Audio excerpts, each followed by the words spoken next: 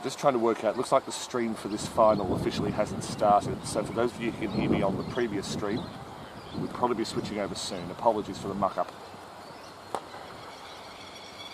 Well defended from Hamilton, who just looked a little threatening in her follow-through and then realised that Tara wasn't going to be fooled. She's seen Lucy too many times at training.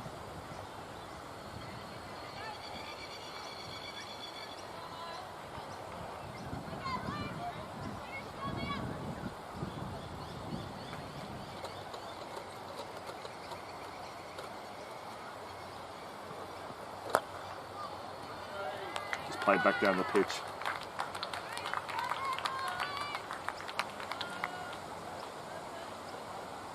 So it looks like the vision hasn't yet started on the stream. We're working on that for you now. Yes, Kearney, you're exactly right. I can tell you that the first over's been played out. Certainly no wickets. Lucy Hamilton bowling to Tara Staines and Taylor Stumer. No scoreboard in place, so hoping that the app's working. I've been told that the stream will be ready to go in about a minute. So hopefully that means the black screen is gone and you see some cricketers. This is not how we wanted to start the final. Good thing about cricket is that it's a slow game, and I say that positively. So I will call radio style for you with describing everything until you can see some cricket. It'll be paced from the far end. No, it won't. It'll be Zoe Valencic bowling from the railway end. It's a tossed up delivery. It's wide, but not wide enough to be called. Stumer again looks at the umpire quizzically.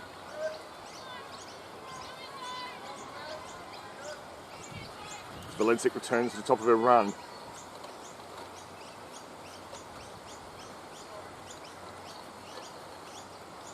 Swing and a miss. Possibly an edge from Stumer. We'll wait for the signal from the umpire. Valencic got a lot of turn.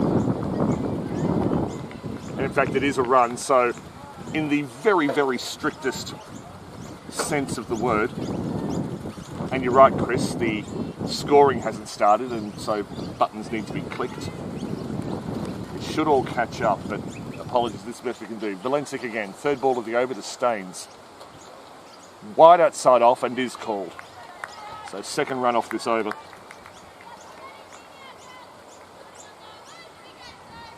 As Kierna Crump gives her support to the Marlins. And given that possibly a friend of Riley Wotherspoon's, that's what I'm guessing. Valencic. Letting a turn on it, it's wide. Cut forward of square. And one of the two fielders out is a deep cover. And it will just be a single. The fielding's done by Nicola Bradford in the deep. Second over at the innings.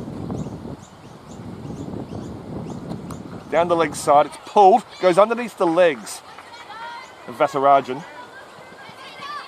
They've run two, and she recovers well. There was no one at fine leg, it was just her at short fine, so she had to chase it. And the other deep fielder is at deep mid-wicket, and that's Charlotte Briggs, who we'll probably see in the attack a little bit later. But it's Valencic for now. She has been opening the bowling regularly. Lofted, it's over mid-on. Not sure if they'll be on enough. In fact, it has gone for four. Charlotte Lutz was in pursuit, but Stumer timed that well enough, lofted it over mid-on, and 4 runs resulted. And Jack Doyle, trust me, I want to get the screen working. It's I have put word through to the organisers. Work's being done on that now. Valencic to continue from the railway end. Tossed up as usual. Stumer tried to cut, but didn't move her feet at all. Went through to Wotherspoon, second over gone. And we'll try to get a score for you. And I ideally hope it's being scored through the app. The semi-final wasn't, it was only being scored on My Cricket. So if you speak the language that is My Cricket, that's a wonderful thing. It looks like it is. So it's none for 12 after 2 overs. Staines is 2 off 7. Stumer 7 off 5. Hamilton to continue from the clubhouse end, the northern end. here at Peter Burge Oval. Tara Staines, open stance. Stepped away to leg as the ball passed her on the offside. Beat the edge. And Hamilton on top. Just the 3 runs from her 7 balls so far. Valencic conceded 9 off her over.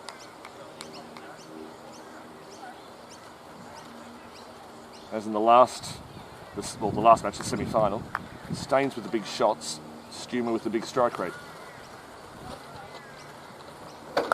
Gets onto this one, but it will be straight to point. It's fielded very surely.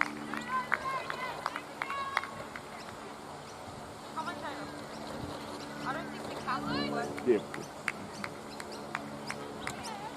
Just received word. We know the camera is not working. It's controlled by the scorer's desk. But we do want to fix that for you. Lucy Hamilton. Back of a length, edged. It'll go down the third. It was a good bouncer. It was played from not quite the shoulders, but certainly the high part of the chest from Taylor Stumer. And she's able to guide it to third for a single.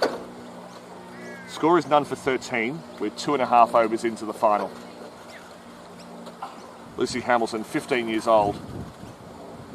As I described her to Julia Price on Twitter earlier in the year, she's a left-hander who bowls bounces and plays cover drives.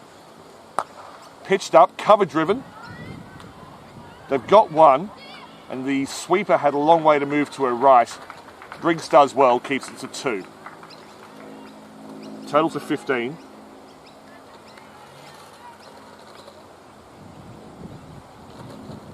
Stumer moves to 9. She picks the gaps well, Stumer. She has done all week, certainly today and yesterday.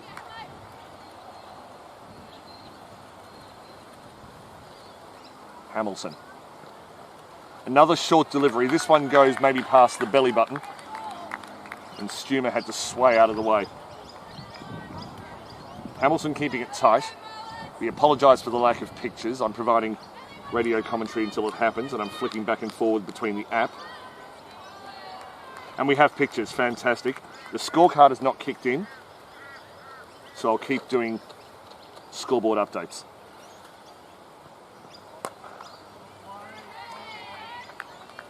Just pushed into the offside. The third over ends, the score is none for 15. Stumer is 9 off 8. She's wearing the number 10 shirt for the Coastal Marlins. Is slightly shorter than Tara Staines, who has 3 off 10. If you're looking at the app, it says Brittany Staines. That's her sister who plays for the Kings. It's definitely Tara Staines. And Hamilton has bowled her first 2 overs for 6. She often bowls first 3 and then comes back and bowls her 4th over in the power surge, which can be taken after 10 overs. Valencic conceded 9 runs from her opening over from the railway end. So Valencic, leg spinner. Full. Went for a cut shot, did Staines. Didn't connect, and Wotherspoon was very assured behind the stumps. The 2 fielders out are both square of the wicket. There's a cover and a mid-wicket on the fence.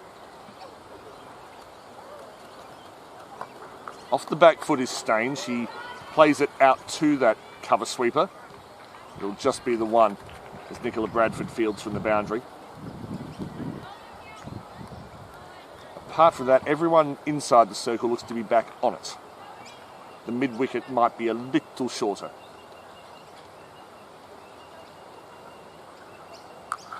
Cracking pull shot, should be 4 and is. It was a little bit shorter from Valencic. It bounced up to Stumer's, let's say, elbow height, maybe forearm height. She was onto the back foot, and there was a lovely crack off the bat as she sent it blitzing across the turf for 4, backward of square leg. None for 20. 5 off the first half of the over.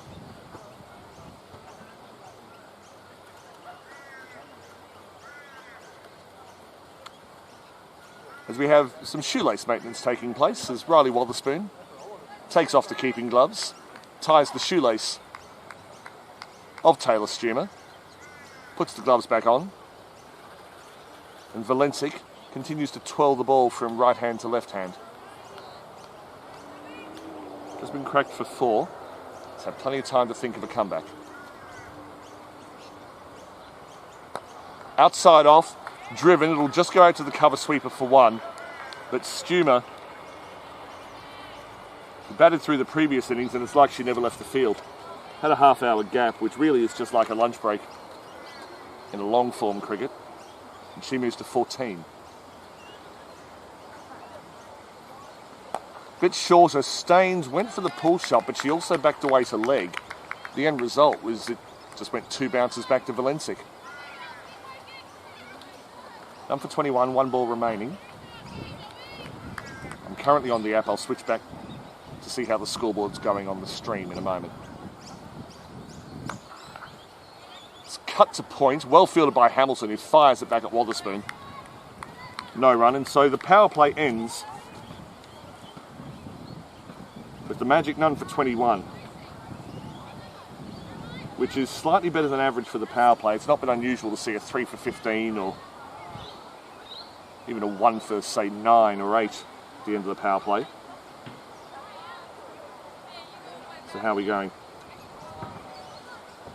Unfortunately, no scorecard. Oh, we have a black screen again. Good grief. Okay. Okay, the pictures have come back. So that you can see the wonderful sight. The umpire twirling his arm to signal the end of the power play. So Rebecca Kiters, who bowled very well in the semi-final, she will take up the attack from the near end, the clubhouse end. The field has gone back. Vatharajan's at long off. There's a long on, possibly crew camp. There's a deep cover, a deep mid wicket, and then third is back. Fine leg. Must be inside the circle unless they've got 6 back. But Kiters. Lofted to the right of cover. Vatharajan has work to do. And gets it back to Kiters. 2 runs. I spoke with Zita Vatharajan during the break and said, I've been pronouncing your name Vatrajan, and I was basing it on the Indian bowler Natrajan, or Varatrajan. And I said, is that how you pronounce it? She said, not even close. Varatharjan, thank you. And I still got it wrong before. Varatharjan. Kiters. The cut shot misses. Kiters varies her pace subtly.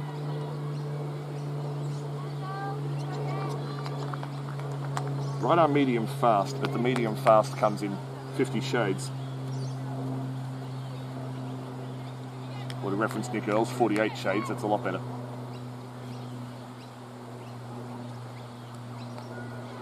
An educated edge from Stumer rolls down to third for a single.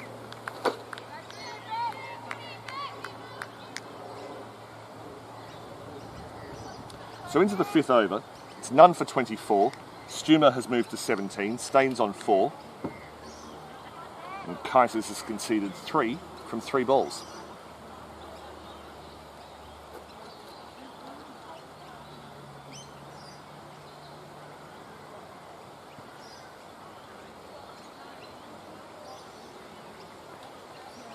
Slower ball, played through by Staines. It's about as well as she's timed anything in this innings. And played out to Nicola Bradford at long off. Just beats Kiters at the bowler's end, but easily backed up.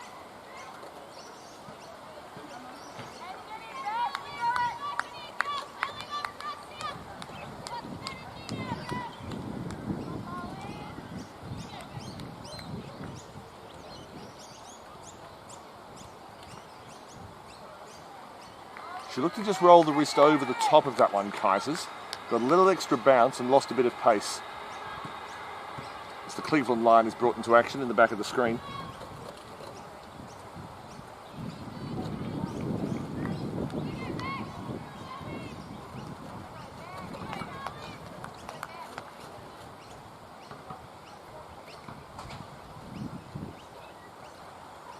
Slow ball hit in front. Umpire has the decision. Answers in the negative. Possibly, Kiters does like to angle the ball into the right-hander, so may have been heading down leg. But a good shout from Kiters. As the 5th over ends with the score on 25. Stumer on 17, Staines on 5. We are working on getting the graphics back for you. With every over, we hope that they turn up. Not as yet. I thank you for your patience.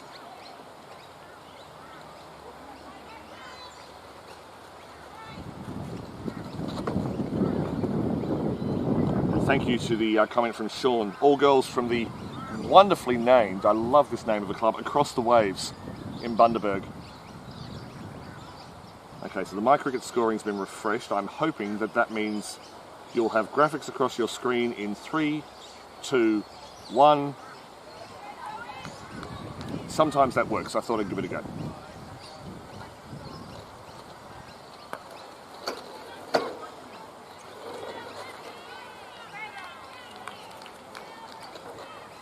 Valencic continuing from the far end. She has been known to bowl 3 or even 4 early in the innings.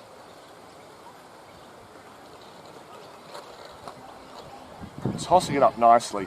And Staines hasn't really got her timing on any regular basis today, just the odd shot here and there. She gets a single on this occasion.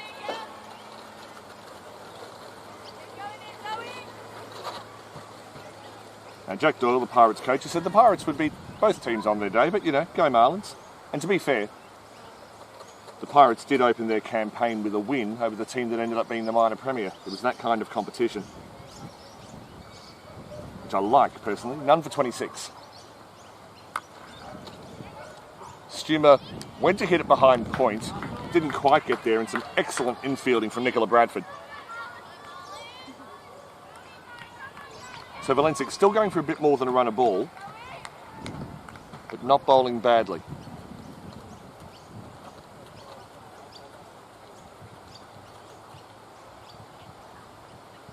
Lofted into the leg side. It's going to fall just short of the mid-wicket sweeper. Some good work in the outfield from, I think, Briggs. The call of Briggsy would suggest that probably someone named Briggs. We're just trying to get more technical help to see if we can get the graphics on screen. Ah, they're good. Which have come up fantastic. As a single is run down to long on to the benefit of Tara Staines.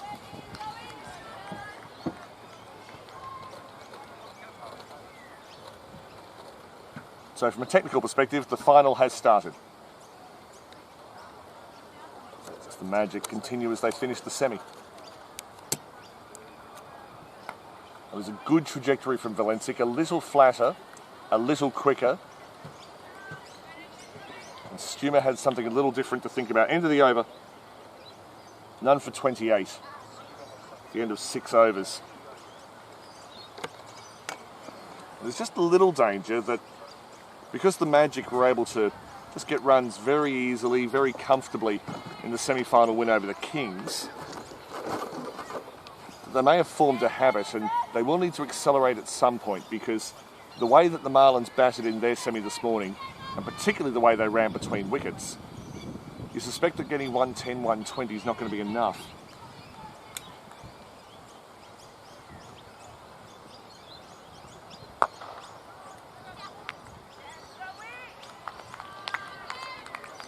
Staines gets her timing on this occasion, but not the placement.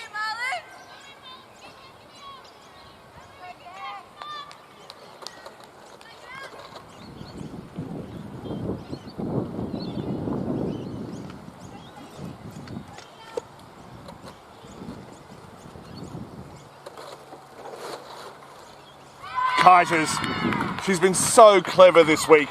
That was a back of the hand slower ball, but it wasn't that much slower than a normal delivery. Staines thought she found something she liked. She didn't, and she was pretty much through her shot and probably underneath the trajectory of the ball as it crashed into the bails. It was only just under the bails. It was a perfect length from Kiters, and she's made the early breakthrough.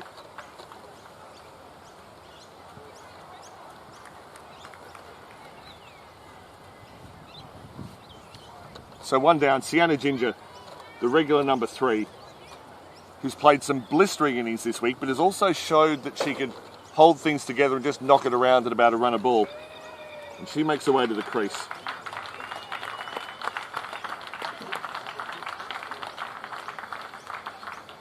It's a good crowd. I'm guessing 50 or 60 in the grandstand. A lot of people from other teams have hung around, or I understand a number of you are watching on the stream.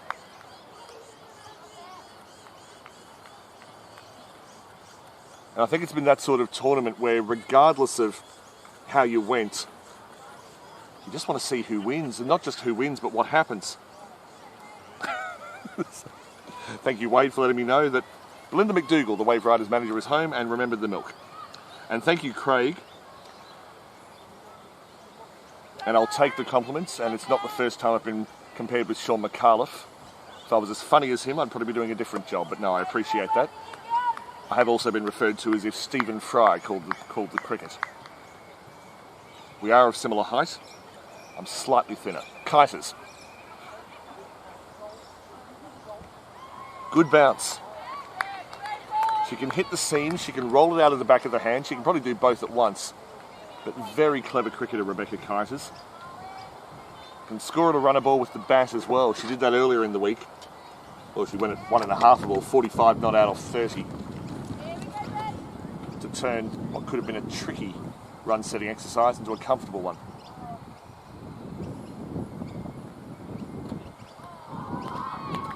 And even beats the immensely talented Sienna Ginger.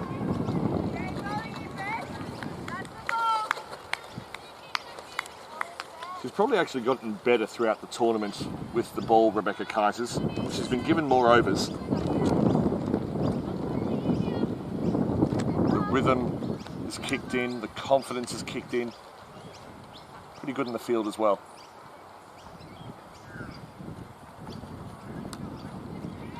The slow ball was full, should be 4. It was pretty well timed by Sienna Ginger, and once it beat the short fine leg fielder, it was destination boundary.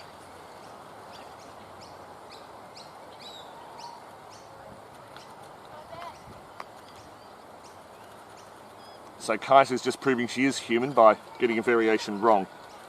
Hasn't happened often.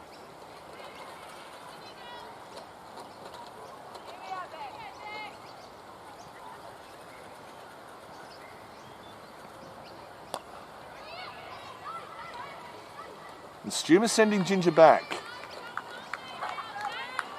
Probably recognising that the fielder was in quickly. It was a good over from Kiters. Of course, yielded a wicket as well. Yes, Valencic was charging in. And I think Sienna Ginger has seen enough of Zoe Valencic to say, yeah, no, we're not doing a single this time. She says, yeah, nah, because she's Australian.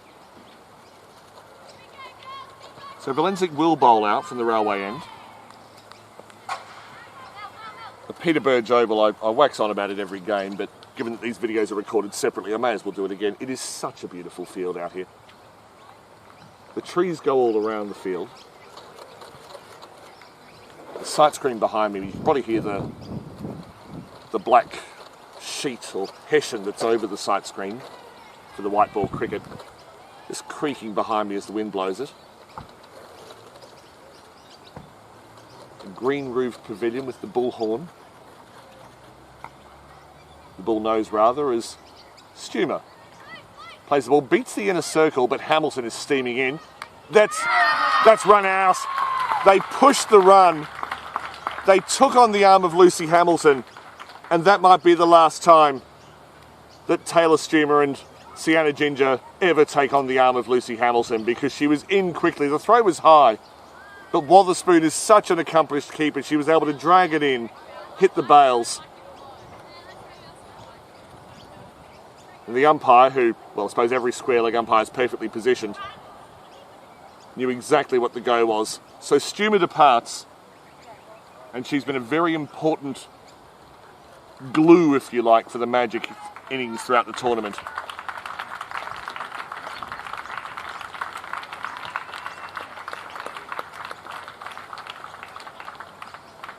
I'm trying not to talk over the applause because I just want you to hear just how respectful this crowd is. They've been, let's call them an audience. crowd makes it sound like they've sort of just turned up to a riot or something. An audience is here for a show. For the umpire, for the players rather, this is a contest. They want to win it. But every time they show their skills, for us, it's a show. And a very big part of the show has just arrived at the crease. The captain for the Moreton Magic, Jess Bradley, played a big role in their win over the Marlins yesterday morning.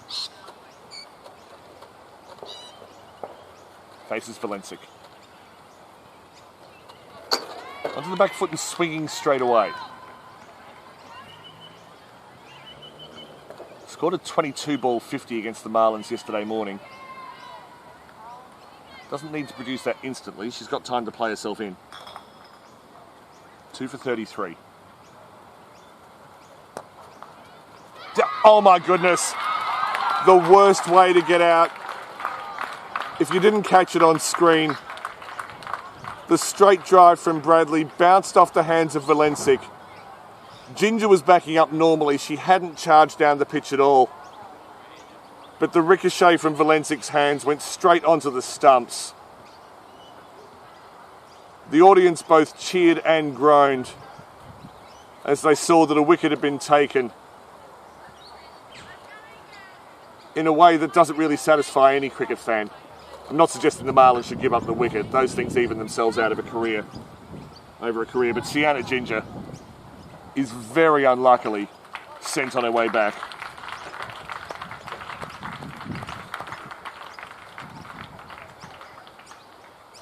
And Kira Smith, another of the Trailblazer players, can bat. We've probably seen more of her ability with the ball this week. But she's tall and strong and can give the ball a whack. She'll be at the non-striker's end, where you'd forgive her if she had a hammer and nail and took her bat to it. Cross bat to the mid-wicket boundaries. Plenty of work to do for the boundary riders, who collided but safely.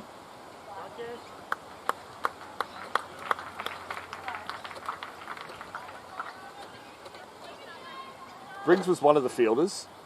I think she was the one who went over the top. The fielder who got it underneath was Bradford. Stunt formation fielding in the deep. Met on the full. This time it's to Briggs's left. Comfortable single.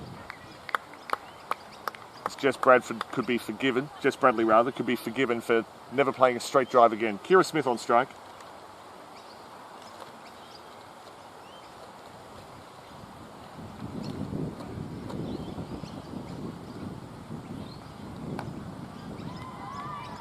Very correct and respectful defence.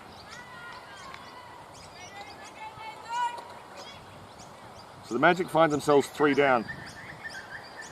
Tara Staines, Taylor Stumer, and most unluckily Sienna Ginger are all back in the hutch. Yes, they've had some luck, the Marlins, but they've also bowled extremely well, extremely tightly. And there is no relief because Mel Vernick, who's about as good a fourth bowler as you can find in this competition. Emma Taylor from the Wave Riders, who is the support to that magnificent pace trio ahead of her of Metten, Kavanagh and Doyle. But she will take up the attack from the clubhouse end. Just above medium pace, but very accurate and with movement. Well outside leg, a shot was played, so this will be a leg by. And well chased at the boundary to keep it to 1.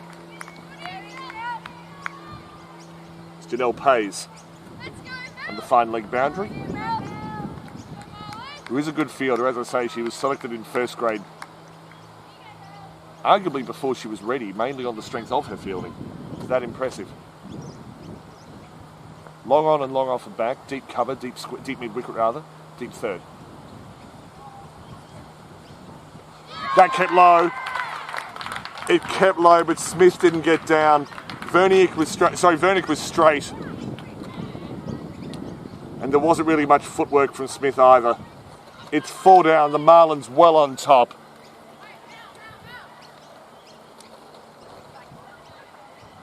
And the magic innings needs some magic.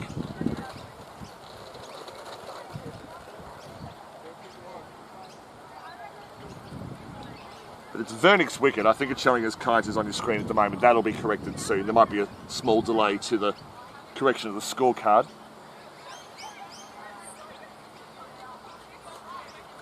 But Vernick has an early breakthrough.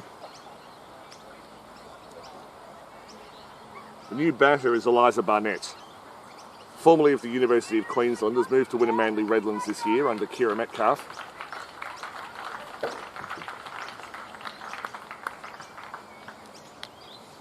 And from the perspective of Mark Harris, the Moreton Magic coach, it's been 5 days. Actually, I did Aussie rules on Saturday, so it's been 6 days. From the perspective of Mark Harris, the Moreton Magic coach, but a little bit too much applause for his liking. But Barnett, another one. You've seen all 4 Trailblazer players for the Magic. That's Bradley, Barnett, Ginger and Smith. Encouragement from Bradford at long off. Actually, the third is up, and it's the long leg, the deep fine leg that's back. So the usual ring of 4, deep cover, long off, long on, deep mid wicket, and then everyone inside the circle is standing on the circle, so no one less than 27 metres from the bat.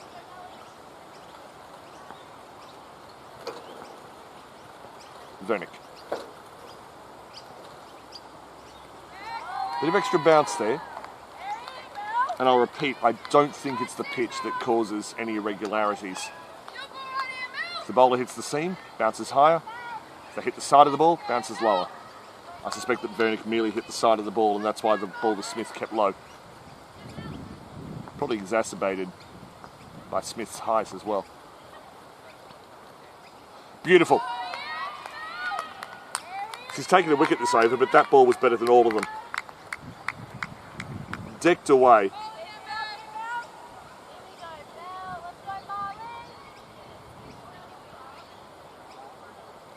And with every ball, the Marlins on top. Barnett, accomplished player. Okay, a bit wider from Vernick, that happens.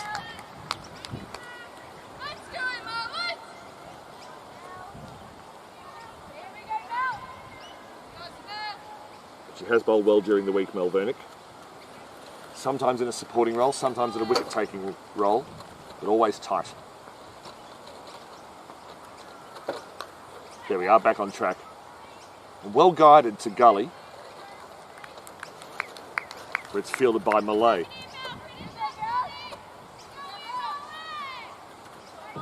For those maybe watching the Marlins for the first time, earlier in the week, Wotherspoon would take the gloves for maybe 14, 15 overs and then hand over to Malay. As the matches have become more intense, Wotherspoon's taken the gloves for the whole match. That was there for Bradley to pull. It's into the gap. That is 4 runs. Bradley can give the ball an absolute whack, and she didn't there. There's more placement. Didn't really time it either. But the placement was good enough. And that's 4 runs. Just behind square, I'd say. End of the over. Just getting back to Eve Malay. She was good with the gloves earlier in the week. But in the semi-final, her fielding was good. Good outfielding. Seems to have a good left arm. And then late in the semi, she produced a fantastic direct hit run out from side on. Which pretty much shut the door on the semi-final and sent the Marlins here.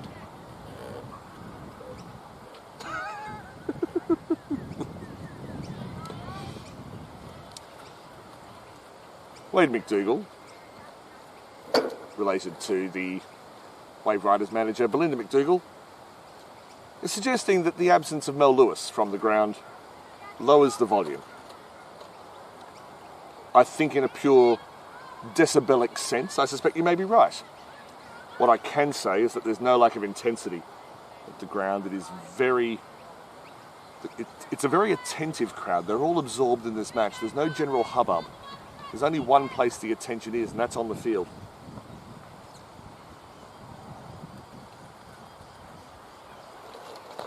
Lutz into the attack, and he's on the money straight away.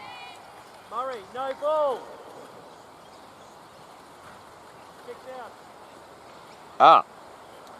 Now there's a call from the Marlins owner, Peter Wrigley, that there are 6 outside the circle now.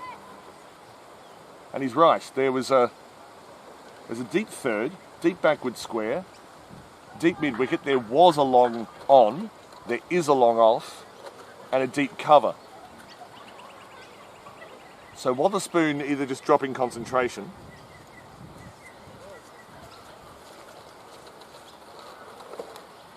or possibly a fielder not going where intended. So a no ball has been called. That's unlucky for Lutz because she started well.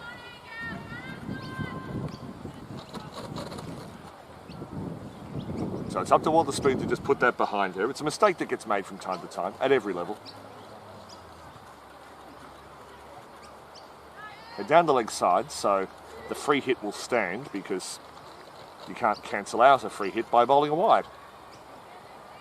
As a former bowler, oh how I wish you could. As I say, very attentive crowd here.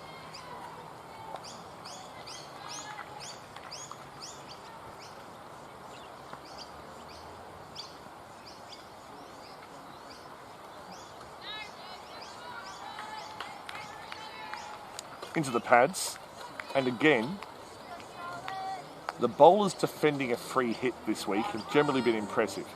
I acknowledge that the other side of that equation is that the batters maybe haven't learned how best to take advantage of a free hit. That will come. The skills are developing all the time. I've mentioned a few times this week that players I saw in the Raymond Shield last season have noticeably improved in this tournament.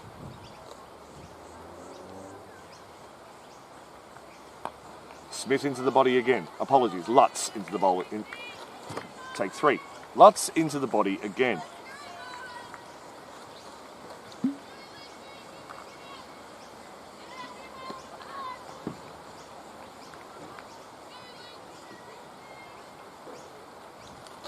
"22 minutes to 3, Brisbane time.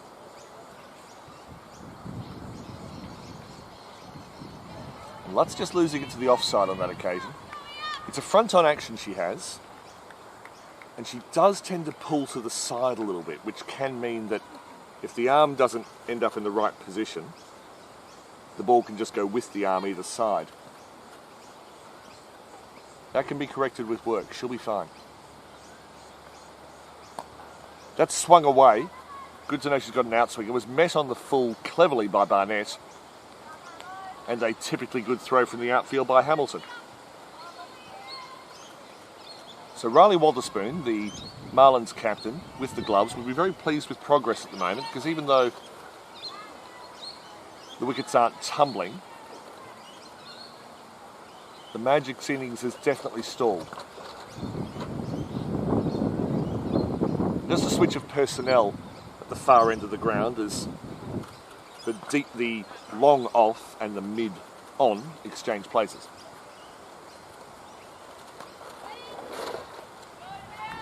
Attempted variation from Lutz. Seemed to work. Well played by Bradley, but on that occasion found the fielder into the lead sink. Point. So again, deep third, deep cover, deep square leg, deep mid wicket, long on. Apologies, long off.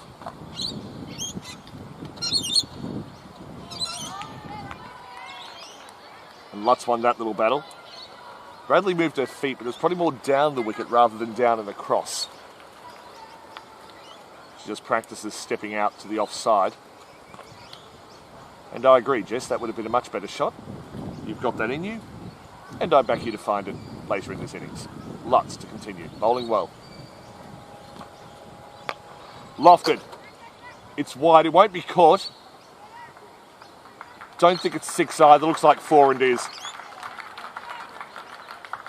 So Bradley, being noticeably more patient with that delivery, waited for it to come to her, banked on Lutz not being able to rip one through her, And once she assessed the line and length, she knew where she wanted to hit it. Excellent 4.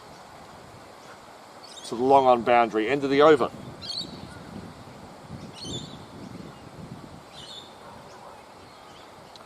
So at the halfway point, 4 for 51. The last 6 overs have yielded 4 for 30. And we'll just put that to one side because it may be at the end of the game. We look back at that as the key period. Sometimes you don't know what you've seen until you've seen it in the full context of the match.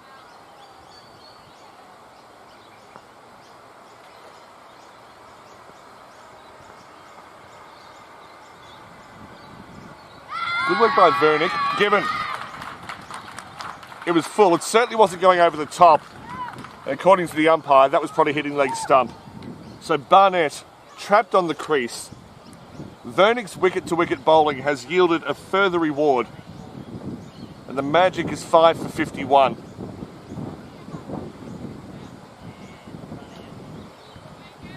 They know that they can defend this kind of total.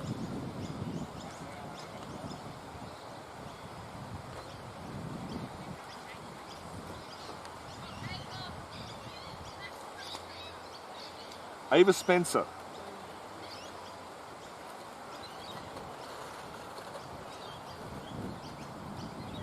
Young player, hasn't been required too often with the bat this week, but she's got an opportunity here.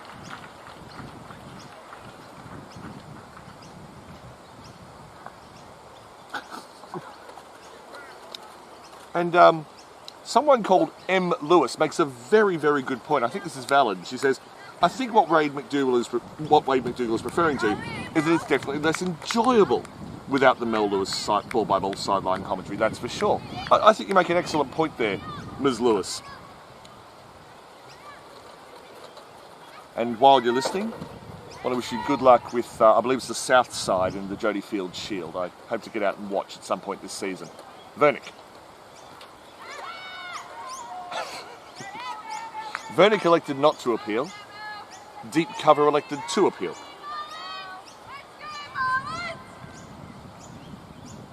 And as far as the South's club goes, if the Jody Field Shield is the right place to be now, that's great. But I do look forward to the day where we have a full 12-team Catherine Raymond Shield. Vernick's line at the moment is impeccable. Keeping the length up. Spencer is keeping it out, coming in at 7.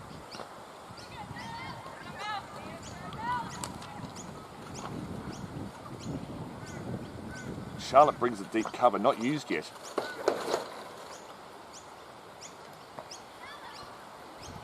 This time the appeal comes from fine leg. If Vernick keeps bowling this line, I think her aim is to have all 9 fielders appeal on different deliveries.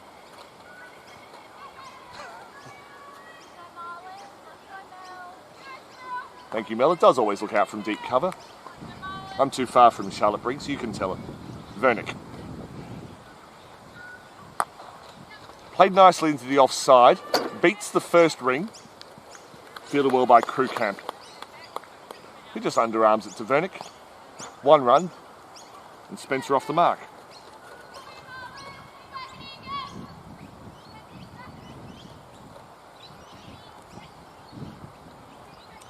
So I think it's fair to say that, apart from the fact that Jess Bradley's still at the crease, the back of the Magic batting lineup is more or less broken. However, you find out things in junior finals. Players produce things that you didn't know that they had in them. Bradley, we do know what she's got in her. It's a lot of ticker. The bounce from Vernick hit the seam, and that rose on Bradley. I think Bradley had her bat in the right place for the delivery that we all thought would be provided. Vernick got something extra out of the pitch. Again, I suggest by hitting the seam. Superb.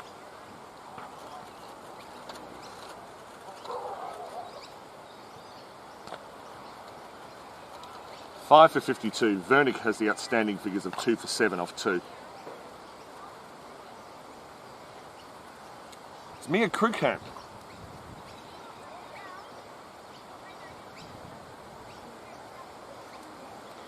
who I'm told was born in Australia but is of South African stock, KwaZulu-Natal to be precise.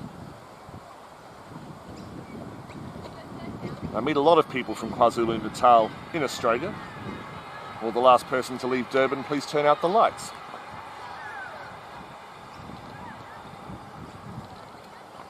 What Crew Camp has that a lot of her teammates don't, I mean, she's not as fast as Lucy Hamilton, but from what I've seen, probably the second fastest bowler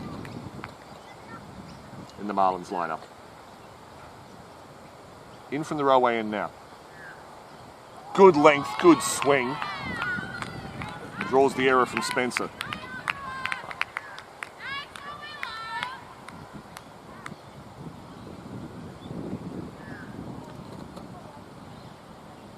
And they do like a bit of the good kind of chat in the field, the Marlins. They're a little quiet at the moment, but after a good ball like that, they pipe up. Full toss.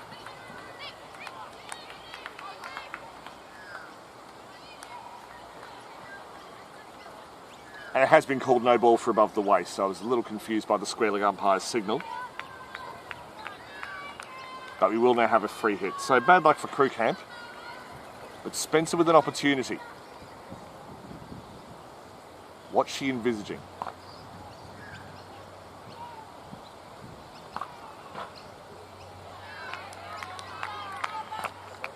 Went for an attacking shot, but Crew Camp bowled an excellent length. Maybe a touch short with that off-bail length that a lot of coaches like. But not far from it. And produced the dot. Good recovery from Crew Camp.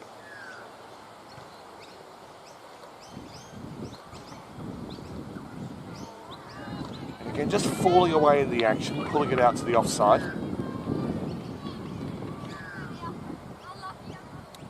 Easily correctable, and as I've said many times, this is at least the 4th consecutive day of cricket for all of these players. Many have played 5, with playing in grade cricket on the weekend. The fitness is actually admirable.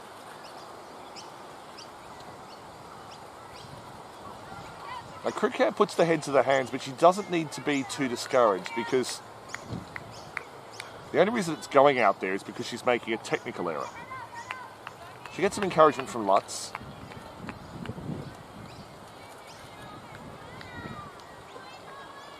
May have to slow it down for one ball, but her regular action is good enough to correct this. So 3 consecutive wides.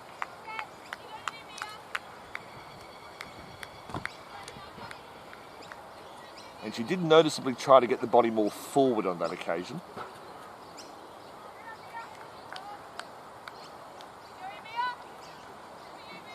Getting encouragement from both Lutz, I think Briggs.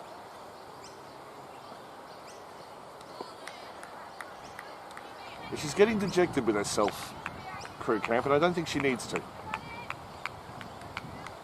The field, because she's generally very good at keeping it on and outside off stump, gives Wotherspoon the luxury of not having to have too many fielders back. So there is a deep mid-wicket, but apart from that, it's deep third, deep point.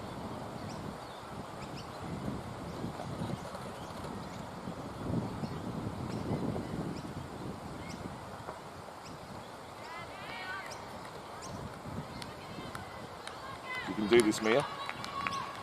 I don't normally speak in the second person to the players, but it is a tiring week. It's good to see the teammates gathering around her. It doesn't always happen in men's cricket, I can say that firsthand. She's getting good support from her team, possibly even getting a bit of technical advice. And in fact, it's Rebecca Keiters who's giving her a bit of comfort at mid-off. Bang.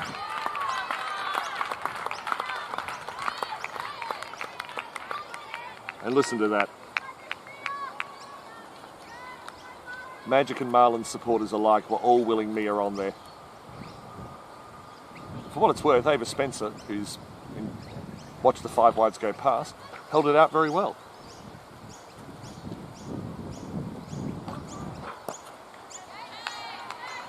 and normal services resumed. It can sometimes be an inadvertent tactic to bowl a series of wides and then surprise the batter with a good ball.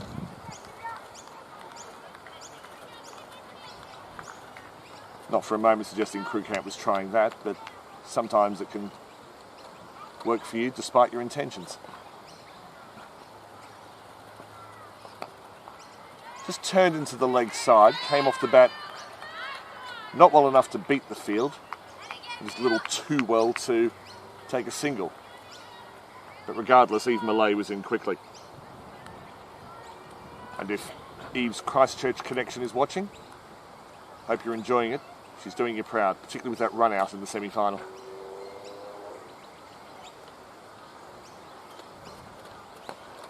Well turned by Spencer, again goes quickly to Malay. And both her actions and reputation have ensured a dot ball, so well pulled together by Mia Krugkamp. Wotherspoon will make a decision as to whether she says, okay, you've had a good week, but I'll try other options in the final. And that would be fine, as long as that decision is well communicated and you don't deflate your own player. Perfectly legitimate option. And generally speaking, I mean, I'm a long way from the action, but Wotherspoon's player management skills seem to be good. So Vernick, who's been outstanding, will continue from the clubhouse end. Bowling to Jess Bradley, looking for opportunities.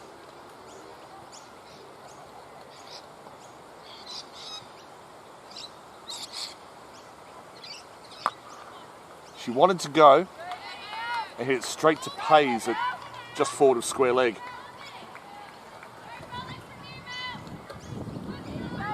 Pays an assured fielder. And of course, Vernick held her line, so Bradley had to hit it off the straight.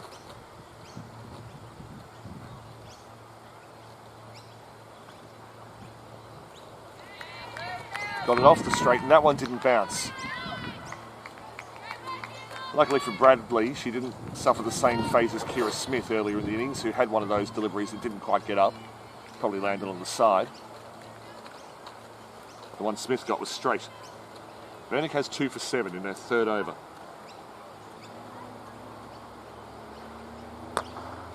On the half volley, she'll take the single down to Bradford at long off.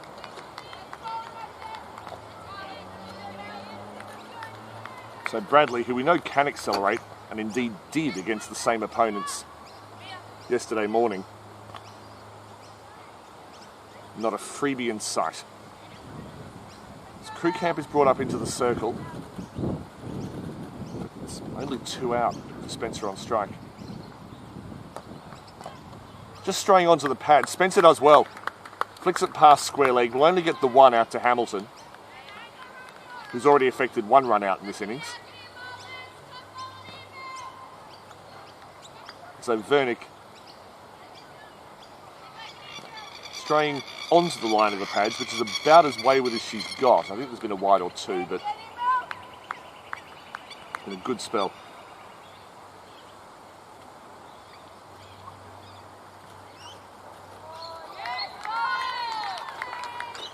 And Bradley didn't take her eyes off that. Sometimes when a player has a swing and a miss, it's because they haven't been watching it. Bradley was actually over that, but Vernick's been able to vary her bounce through use of the seam. Deliberately or otherwise, doesn't matter. And Bradley wasn't able to capitalise.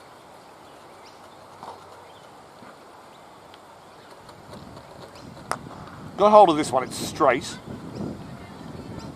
Krugkamp fields well, and Bradford full of energy. No cartwheels, but full of energy. Backs up, so another good over from Vernick. And Graham in Christchurch, it's been an absolute pleasure to tell you when Eves does well.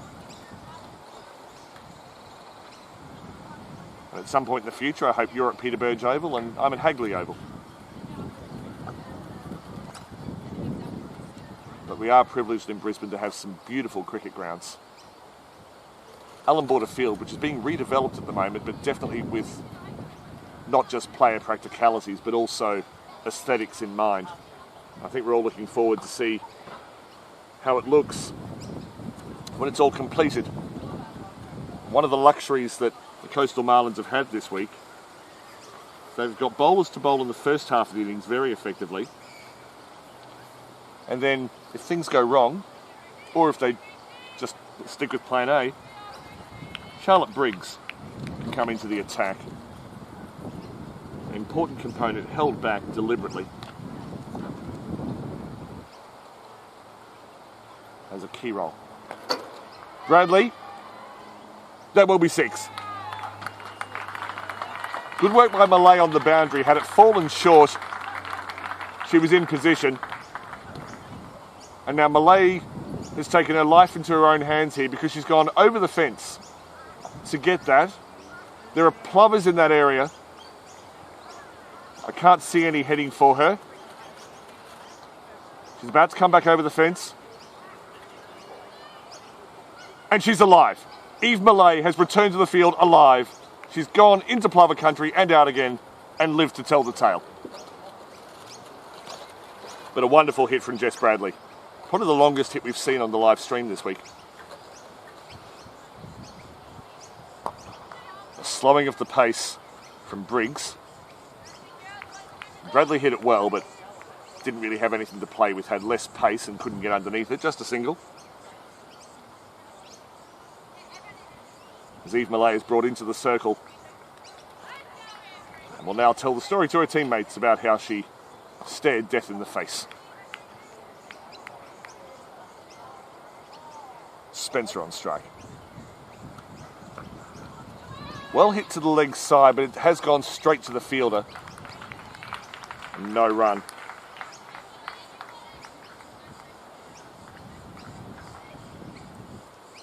Bradford just backward of square. It's a deep cover. No one else outside the circle. Wotherspoon strangling. Hit on the pad. Just a bit unlucky. Nothing can be done about this, but it's 2 minutes to 3, so the bell's just gone to let the Wellington Point State High School students out of class. Only problem being it's the first week of school holidays and no one's there.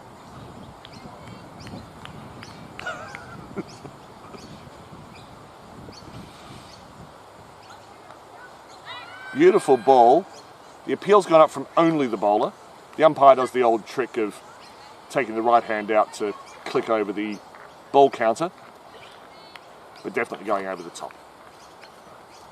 Having said that, it's a good start from Charlotte Briggs, the 6 notwithstanding.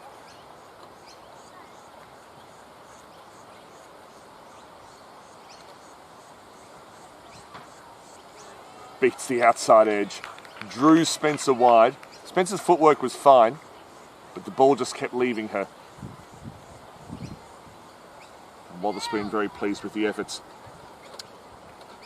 And yes, Graham, it would have been a shame to have lost Eve at this stage of the tournament. But you know, we all have to make sacrifices. That's a joke. That is a joke. That is a joke. Mel Vernick has been outstanding. The bowling generally from the Magic has been extremely controlled. It's 5 for 68. 7 runs off that previous over, the 6 off the first ball, and then only 1 run after it. Spencer is getting tied down. She's 2 off 16. Wotherspoon's been awake to that. Suspected that she perhaps doesn't have the physical strength to hit over the infield. So has brought the field in and said, right, I'm going to keep you tied up. Bradley 20 off 17. Vernick to Bradley. Key battle.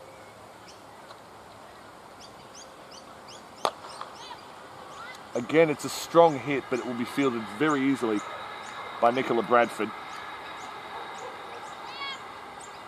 So they've managed to give Bradley the single. Get Spencer on strike. Briggs is the only... Oh, beg your pardon, Hamilton's on the square leg boundary. And Briggs is on the cover boundary. Other than that, 9 on the circle, but no one really close. And finally, Vernick loses control and bowls a leg side wide. 2 for 11, 2 for 12 now, into her 4th over. And that's been a fairly typical output from Vernick this week. Yes, 7 fielders in the circle, not 9.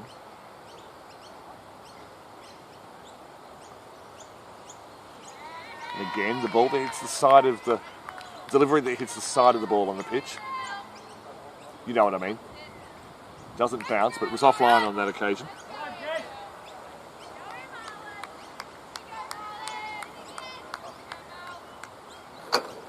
Marlins on top. Outside off again, but Vernick's control's been astonishing.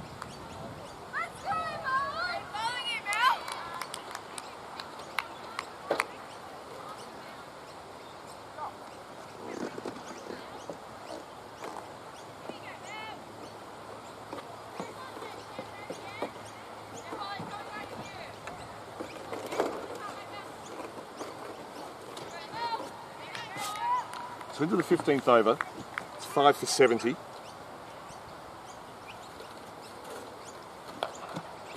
Good drive from Spencer, but no run.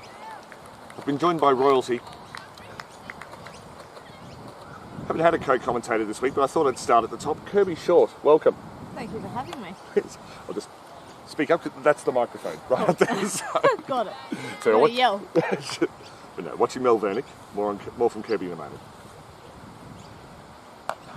Pushed into cover. So Kirby, one of the owners of the Southern Rockets, and while the results haven't been there for the Rockets well actually they only just missed the finals in this comp.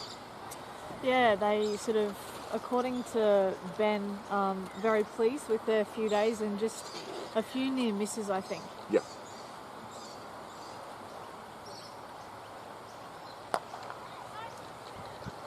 Spencer getting her timing but can't beat the infield, straight to Lutz at mid-wicket. Yeah, so they sort of had a couple of close matches that probably could have gone either way, and I think quality learning, having young players particularly in those situations where they need to experience decision making under pressure at the back end of a game, and I know that a number of them are pretty grateful for that opportunity. So just missed semis, but greater learnings to be had, I think. No, there's been some impressive players for the Rockets this week, and you're right. There have been a couple of last over losses where hasn't been the 2020 cricket. I mean, there's certainly in the Catherine Raymond Shield, as the Power Surge is called, but it's all 40 over in the Jodie Field Shield. Am I right with that? Yeah. And then, of course, you have the eponymous cup, the Kirby Short Cup, which I think is 2020, but 8 aside. Have I got that right? Yes. So I suppose for opportunities for 2020. For non-Raymond Shield players, the BPL's provided a bit. It's filled in the gap, really. Yeah, there's actually some 20 over cricket in second grade as well in the Jodie Field Shield. Oh, there is, my mistake. But yeah, 100% agree. Like, I think this format, and to be fair, like, I'm not actually sure it matters sometimes what length the games are. I think the fact this offers wonderful T20 opportunity, but equally just games of cricket. There's no better training than playing games of cricket. As Bradley swats one down the ground, and she's got a boundary. Was given a full toss from Kiters, a rare full toss as she re-enters the attack, as Vernick had ended her spell here at the clubhouse end. So the Rockets, at some point late last year, someone's come to you and said, "Hey Kirby, I've got this idea for a private cricket team and I want you to give me some money." After this ball, ask you how the conversation went. Straight to the fielder, no run. Yeah, the conversation, probably less emphasis on the money and more emphasis on the opportunity that the BPL presented to create opportunities for people to play cricket. I really liked the idea to be involved in something that had representation of girls and women. I liked the idea that right from the little fellas up to the senior men that there will be opportunities. I'll just interrupt you as Bradley hits down the ground. Caught! Well caught. The innings of Jess Bradley ends. And that will severely curtail the chances of the Magic of getting into triple figures. I think it was Lutz on the boundary. The catcher will come up on your screen shortly. But the reintroduction of Rebecca Kiters into the attack has proved successful for the Coastal Marlins. As Elise O'Kane sprints out to the field for her opportunity and will join Ava Spencer as the captain departs. But I agree, the opportunities that this provides for women's cricket, and I do wonder whether, I mean, this under-19 competition is fantastic. Has there been any talk about having other women's divisions in future years, whether it's open or under-15s? Yeah, interesting conversations. I think it's always important to go through an iteration and work out what has worked and hasn't worked for you. It's been interesting today to have multiple conversations with, parents of young girls from the country and coaches who coach in Premier cricket teams and clubs and people who are removed from cricket day to day or week to week that just have an interest in being involved in the competition through private ownership, and kind of that cross-section in conversations across today, the commonality that sits with their responses about opportunities for people to play, about the fact that it's actually really great to have 13-year-olds with those trailblazers in the same teams, really learning from those more senior players. I think it's important that this continues to offer something different, and it's not sort of seen as you're choosing between one and the other, in the sense that this is really complementary to Premier cricket, in the sense that it fills a gap in the schedule, offers games that in a non-COVID period precedes the Premier cricket competition. So then you don't want to recreate necessarily the same competition. You're actually seeking to fill a gap with this and offer more opportunities. So I think the evolution of what happens next with the BPL and who plays and whether there's two divisions or senior players or how you sort of manage that will really be a result of multiple conversations and a genuine 360 sort of feedback cycle with ownership. And I know that there's conversations between people, BPL admin and Queensland Cricket, so lots of really positive things happening. As an overthrow allows the Magic to get through for a second, there's just a hint of a third. I'll ask you also, Kirby, the women's cricket's starting to take hold in the private schools with the GPS competition, although the quality there is very broad, where you have some stars and some beginners. Your day job is in the government high school system. What's the current situation of women's cricket in public high schools in Queensland? Yeah, I would, in a word, a gap. Right. There's opportunities sort of through the community cricket space that Queensland Cricket offer those invitations to Education Queensland schools, which is great. So sort of through those regional developmental roles, those opportunities come across the desk of a sports coordinator in an Education Queensland school. But again, it's a niche sport in the sense that you really need to have a fair bit of expertise and what facilities look like as well. 2 seconds, let's just acknowledge the boundary from Ava Spencer, who's battled hard, batted for a long time, and was able to direct that one behind square for 4. Yeah, so I think there's genuine, when I was a sports coordinator at a different high school, I had one particular teacher in the school who was a really passionate cricket coach, and he saved my life in always ensuring there were cricket teams in our school, but that's atypical, so, and increasingly so. I mean, as an outsider to that system, in many ways it seems like cricket was being seen as very much old-fashioned in Australia and a bit sort of British and all the rest of it. It's really the introduction of women's cricket that saved it and made it more relevant to the education system. Yeah, definitely, and there's some pretty wonderful things happening in pathways as well. If you look around, I've got a 5-year-old nephew who just loves the blast stuff, and you think about all the wonderful things that are happening in the grassroots space and what that development looks like and how many boys and girls are being attracted to the game at that stage. So it's just a matter of how that can be present in schools as well in more sustainable competitions, really. And Hamilton is cut beautifully. That shot, I think it's coming up as Ragu on your screen. I must confess I had number 5. Oh, sorry, that was Ava Spencer again. Apologies. But she's starting to cut loose. She's battled for a long time at the crease. And now a couple of boundaries off Lucy Hamilton, no less. Just to bring it to an individual level, Lucy Hamilton, player of the final in the Raymond Shield last year. Have you seen her play before? I've seen her in bits and pieces. It's been nice to have a chance to watch her again. It's incredible what happens in an off-season, and when you see physical growth and development. Love to see a lefty running in hard. She obviously played a really quality game at the end of, and obviously a lot of growth in her game across last season to amount to that individual performance in the final last season. Nice to see someone out of the Sunshine Coast having success as well. I think that team being added to the Catherine Raymond Shield competition, it's really lovely to see individuals that perhaps were sitting somewhat idle in second grade and now having the chance to really be stretched and be bowling to batters of quality as well. I think Lucy will be better for this competition is good. There's obviously quite a spectrum of standards across this competition, so I think to know that she's performing in first grade and then can come here and really stand out, charging in as a lefty, bowling a couple of spells across the game, really leading for her team up front, and she's really stood out today. After the final last year, because the player of the match final in the Catherine Raymond Shield is named for Julia Price, and she's thankfully very active on Twitter, as the Power Surge is called. So I asked, have you heard of Lucy Hamilton? She's a 14-year-old left-hander who plays cover drives and bowls bouncers. And I was quite proud of that definition, actually. Yeah, well, that's very accurate. It's Kiters. Clever changes of pace. Clever shot from Spencer. It will be brought in by Crew Camp. Apologies, that's Holly Thomas. Has come onto the field.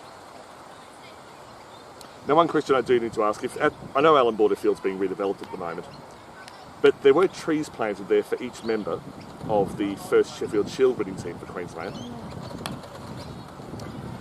Now, correct me if I'm wrong, but you captained the first Brisbane Heat team to win the Women's Big Bash, did you not? I did. Are you getting trees? No, I don't think so. Perhaps I'm not classified as a green thumb enough to have a tree planted on my behalf. I'll work on that. Lovely switch around the corner from Ava Spencer. She has grown through this innings tremendously. There are two boundary riders converging, and Briggs will get it. And I'll just answer the question from Graham, who noted that Briggs has not bowled this inning. She has now. Did she damage her finger too badly in the semi? The answer is I don't think so, but it's a good question.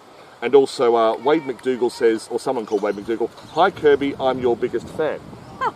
Hello, Wade. I'm not sure if he's my biggest fan, but I shout out to Wade. Lovely to hear from you. It's been good. I've really enjoyed people interacting with the live chat facility on the stream. And Melissa Lewis, of course, coach of the Gold Coast Wave Riders. And you mentioned the Sunshine Coast coming from the Jodie Fields to the Catherine Raymonds. Of course, Souths and Norths are in that position at the moment where they're only in the fields. Do you know enough about the structure there to know whether they're ready for the jump just after this ball? Spencer, sorry. O'Kane went for a big hit, didn't quite work. Missed it. Kirby. Yeah, it's a really interesting, it's a conversation that's been had across a period of time about the gap that exists between first and second grade at the moment. And the art really, and Michael Wright made a lot of quality decisions as the sort of, with oversight of Premier Cricket, is in conjunction with the committee about when is the right time to add an additional team to that competition. I think we've seen Sunshine Coast have success, and to be fair, they had a period of absolute longevity with their success, and I would say domination of second grade in that Jodie Field Shield. So I couldn't speak with authority, having not seen a lot of Jodie Field Shield games recently, about the situation with Norths and Souths. Obviously, it's really wonderful to see the growth of the game. I think the subtlety then sits with the Premier Cricket Committee and Queensland Cricket making really quality choices about when is the right time, and not, I guess, detracting or diluting the depth of the Catherine Raymond Shield teams and competitions. So yeah, I'd be speaking out of turn if I suggested that I knew what the right time with Souths and Norths might be. But you've talked about the structure and the decision-making process here, which is absolutely. Ultimately, yeah, of course, we want to replicate the men's competition, but there's no point. No point rushing. Yeah. Yeah, no point rushing. I think being considered with that, you can actually detract from the quality of the competition if you do rush that. As Janelle Pays takes up the attack from the clubhouse end, bowling leg spin. This is the second last over, 6-4-92. It's whacked into the offside by Spencer. It's been impressive in this innings how she weathered the storm early. One of the youngest players on the field, I suspect. And is now inching the magic towards the 100. Lofted. This should be caught. And the commentator's curse has struck as Zoe Valencic noticed that the sun is pretty much aligned with the ball. So Pay's unlucky.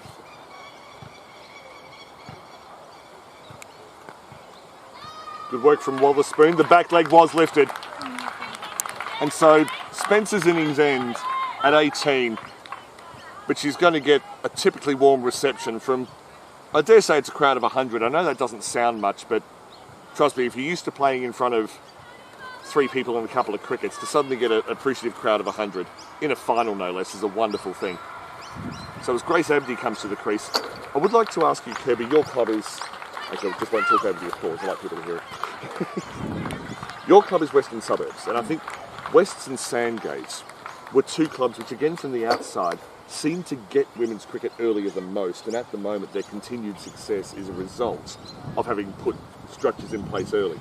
How do you see that from the inside? Yeah, it's a good question. I think to that list I'd probably add formerly Beanley and then Ipswich Logan. Russell had, and now Gary has a significant contribution to make to the Gold Coast team as well.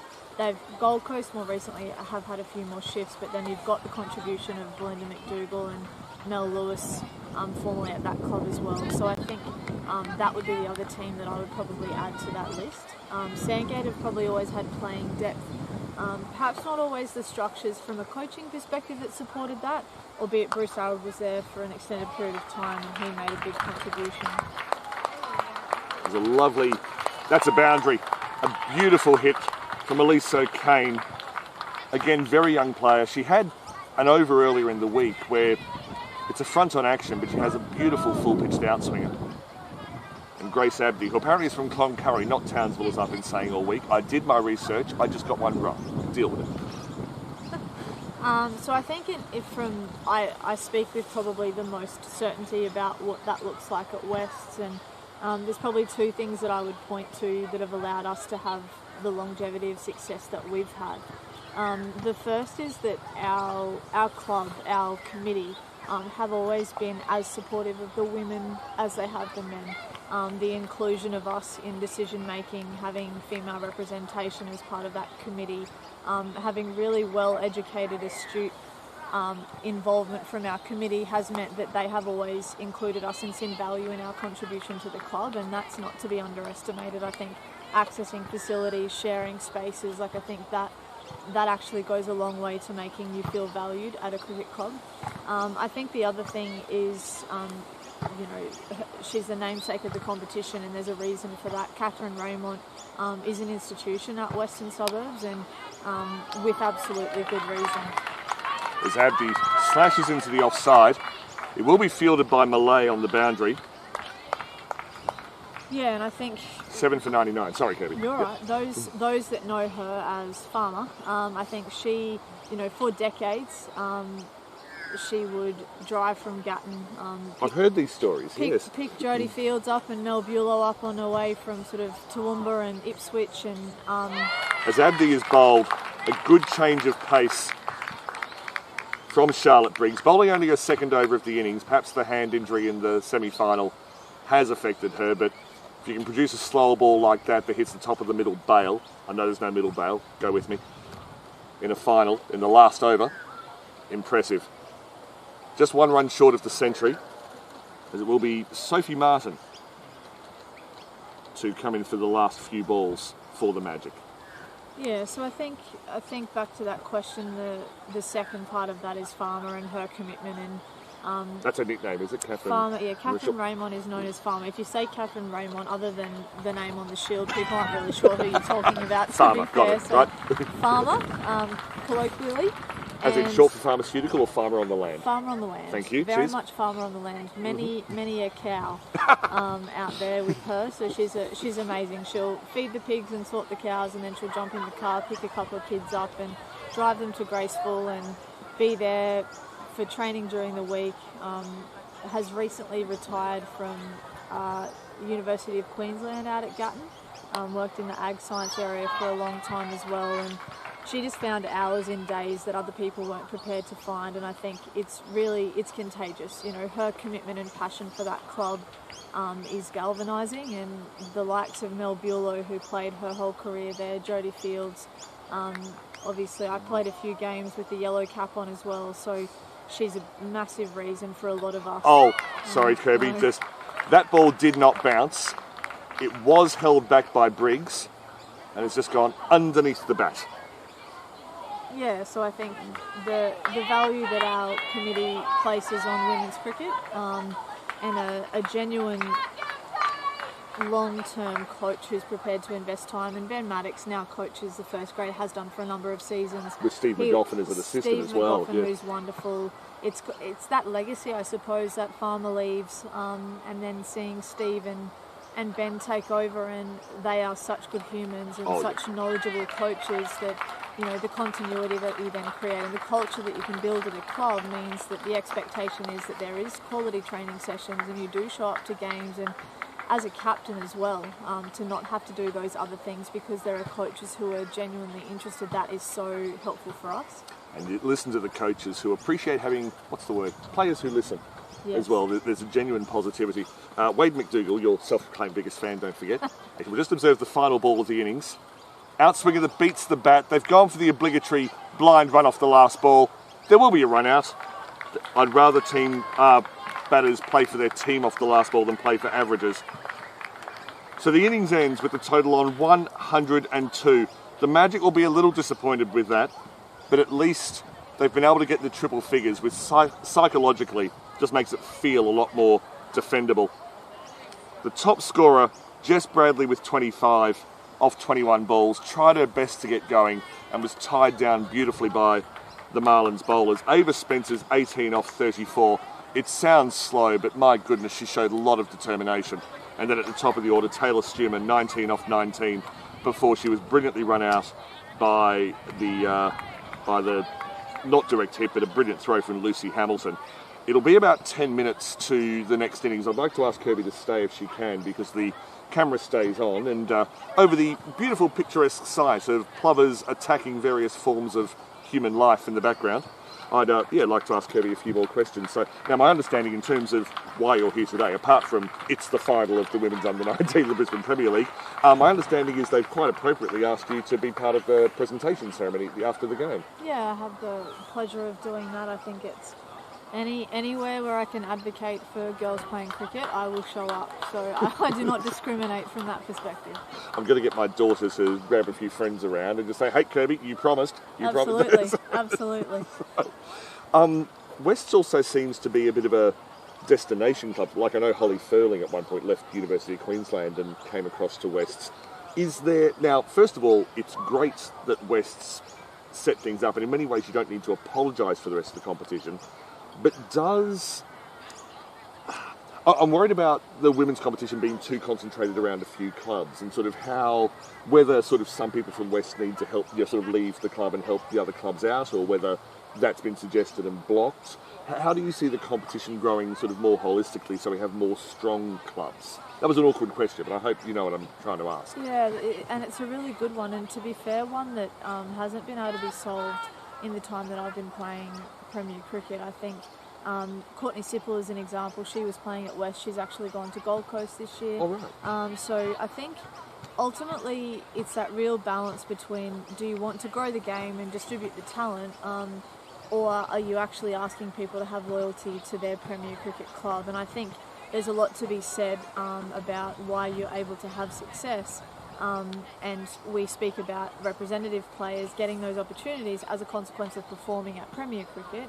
And if you're performing at Premier Cricket, typically it's because you really enjoy being part of that team and you really love showing up every Sunday, and that will bring out your best. So pragmatically, you're going to make choices about a balance of opportunity and enjoyment, which I think, for Sip, she made a choice to go to the Gold Coast and try and take more of a leadership role and see what that looks like for her. And there have been many examples of Charlie Knott is another one who, as a consequence of her tertiary study, has actually gone across to UQ for Valleys. I saw she changed clubs, didn't know the reason, but she's tearing it up at the moment. And Holly was the same thing. She was studying at UQ, had a scholarship, and actually needed to go across with the promise that her loyalty was with West, and she honoured that and came back. Understood.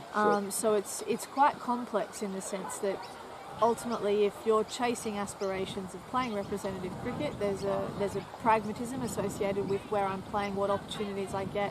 can I show that I'm ready versus I'm really loyal to my club. For some people, like with Grace Harris, that works out really well, where there's that kind of parity of this is what I need to be doing for my team, and I can do that at the club I'm loyal to.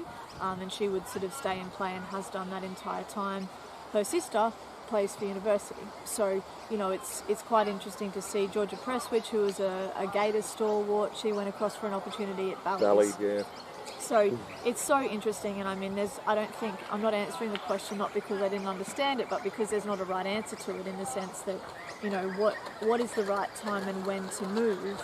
Do you want to promote loyalty, or are you trying to distribute talent in order to have an equal level playing field?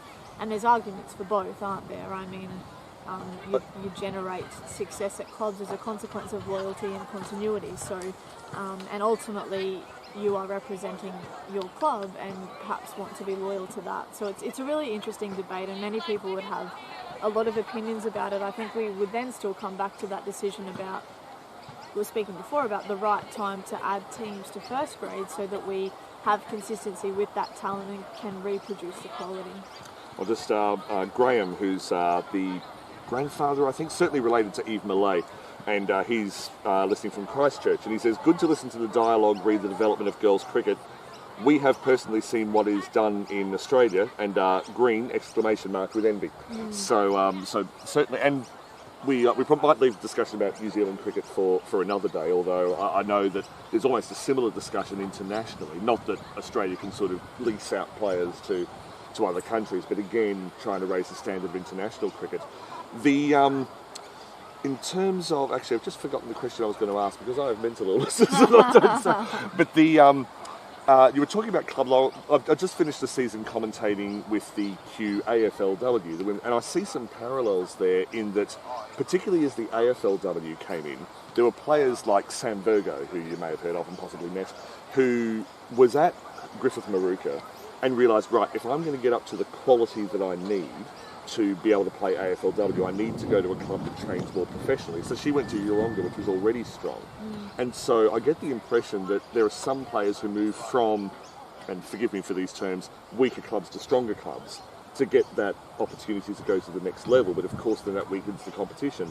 But that's not the end of the story, because what's happening in the QAFLW now is that it's no longer dominated by Yeronga and Cooper. Other clubs have come up to the mark, and I guess I'm hoping that that's a similar trajectory that happens with Queensland cricket, particularly now that there is a far more structured professional pathway for women's cricketers. How do you see it again from the inside? Yeah, again, a really interesting balance, isn't it? I think there's actually probably shifts both ways, and I'm loosely aware of some of the dynamics in that AFL space, and I know that Yeronga were a club that were super strong for a period of time. I think there are a number of clubs now in cricket where, and Georgia Presswich and the Gators to Valley example would be one where at the time Valley were actually weaker, so she was actually going to a club that was weaker than the one that she was playing for in order to promote opportunities. So I think it does work both ways, because often some of those clubs that are performing in that way actually have a real depth of representative talent, and in fact it's a really difficult decision in some cases to move away from a successful club to one that maybe won't perform as well if you want to make a pragmatic choice to promote yourself and opportunities for yourself. And I don't say that disrespectfully, that's just the decision that you have to make, and that's then we're back to that, am I loyal to my club, or am I really trying to play for Queensland, and do I need to be able to put myself in a position where I can do that? And different people will see that differently, and often that's about what measures up with opportunity. So hopefully, rather than worrying about who's moving where, we can actually grow the talent pool and take a more long-term approach to it, where we look at the likes of Lucy Hamilton, who was playing for a club and dominating in second grade, and there are enough girls in her team who were then able to generate a case for Sunshine Coast to be part of Catherine Raymond Shield, and then they won it. So all but two of that side are here, I think, as well in this tournament, and a fair few of the second graders as well. Yeah, and that's powerful in itself. And Ash Renouf is coaching one of these teams, and he's a Sunshine Coast coach. So it's, I think it's, and this, like the BPL represents an example of that, where it's like, we'll play some more games of cricket, and then on Sunday they'll roll into Premier Cricket and they'll perform there too. And, you know, we continue to provide opportunities, we grow the talent pool, and then we don't have to worry about who's playing for what club, because we generate enough talent and real competition for those state contracts as a consequence of just a really quality system where there's lots of games of cricket and opportunities to play. Looking at the step up from the Premier Cricket competition to Big Bash and National Cricket League, or as I like to call them, Wonkle and Wobble, you can use those. Someone like Charlie Knott, who is already she's already contracted, and last year I felt that even just from a physical strength point of view, she probably wasn't quite at the interstate level. This year she started tearing it up in Queensland Premier Cricket, which may just be gym work as opposed to work. But I guess the question I'm getting to is, what kind of performance and what kind of qualities would a selector, and I guess that you've been sort of involved in selection decisions in one capacity or another in the past, look for in the Premier Cricket level when you're looking at selecting for state level? Yeah, I mean, I think you can split hairs as much as you like. I think the bottom line is that you need to be dominating and scoring runs, and Charlie's a great example of someone who, she hits a lot of balls and works really hard. Georgia Vole is another who do all of the extra strength and conditioning sessions to improve themselves. I know Charlie did something like boxing over the off-season as something different, and a number of girls did the same. Like, it's not sort of necessarily, I think, a recipe. I think seeing those girls, and to be fair, cricket is so mental anyway. Like, Charlie is... In both senses of that, yeah. Yeah. Charlie is of an elite fitness level, yes. So that's sort of never been a concern for her. And it's actually probably, and it's not just about Charlie, it's a generic thing about convincing yourself you're good enough to be there. I think you would expect to see girls who would be successful at a National League or WBBL level would really need to be dominating Premier Cricket. I think there is a big gap still that sits between what is our first grade competition and what you would see at a WNCL level or a WBBL level. And that's just a consequence of the depth of quality that we have in our competition. I think the fact that, you know yourself, if you're playing Premier Cricket, if you get through the first couple of bowler spells, it'll open up for you. You don't have that luxury at first class level. So yeah. I think it's, as a selector, the likes of Mel Bulow and Ashnoffke are sitting there, Scott Prestwich going, okay, well, who are we putting in our side for Queensland, or in due course the Heat? And they're making decisions about, well, who is dominating this level, who looks like they know how to score big runs here, with the view that you don't get a second chance and you don't get the error balls and all of those things that Premier Cricket offers, that you can sneak the cheeky single to get yourself off strike and stop feeling under the pump, whereas that doesn't exist at a first class level. So I think ultimately that's what you're looking for, someone with that really lovely temperament who can really dominate Premier Cricket. It's probably difficult for bowlers as well, because you can't really judge on stats, because, let's face it, there are cheap wickets in grade cricket, and so someone can get a 5 for, and you think, oh, they're good, and then you watch the live stream video and you think, oh, actually, they're probably not state level. Yeah. We better wrap up the conversation on cricket there. You are more than well, and you do have right of refusal. If you'd like to stay and do some commentary on the match, you're more than welcome to stay. If you'd like to wander around and just get your head together before you have to look impressive in front of players. But Kirby, I have been wanting to speak with you for so long, and I'm absolutely honoured that you've been able to spend some time at the table today, and sharing it with about 50 or 60 people or so as well. Brilliant. No, thank you for having me. I will carry on with my afternoon, but I really appreciate the chance to chat. Thanks so much, Kirby. Cheers. Lovely to meet you as well.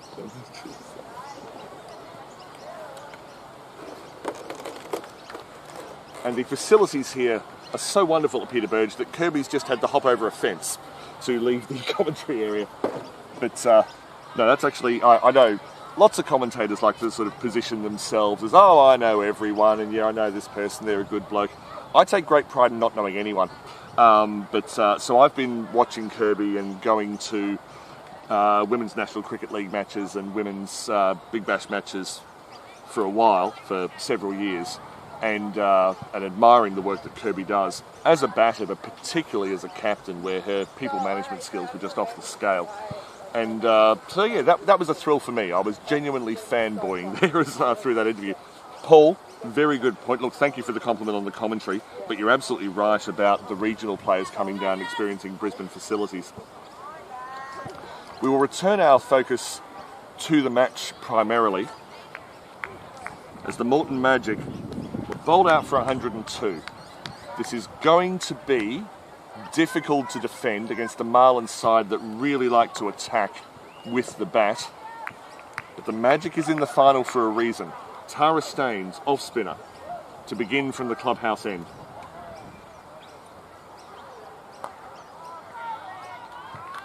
As the first ball is just knocked into the offside by Riley Wotherspoon.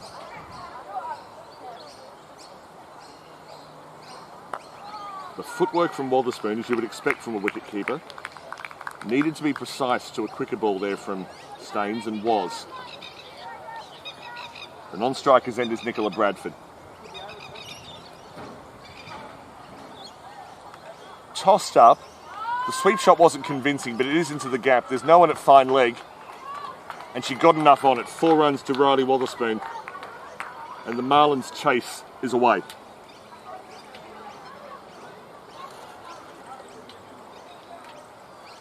It's an imposing Marlins batting lineup. Charlotte Lutz, star of the semi-final with her 81 not out. And then Lucy Hamilton behind that. Failed in the semi. When she succeeds, my goodness. Lovely late cut from Wotherspoon. Again, picks the gap between Gully and third. Picks off an extra 2 runs. The power play working well, even into the first over. The power play for the Magic was actually quite good. None for 21 off 4. It was in the next 6 overs when they lost 4 for 30.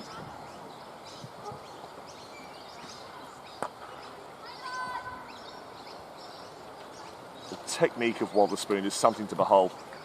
We haven't seen the best of her on the live stream.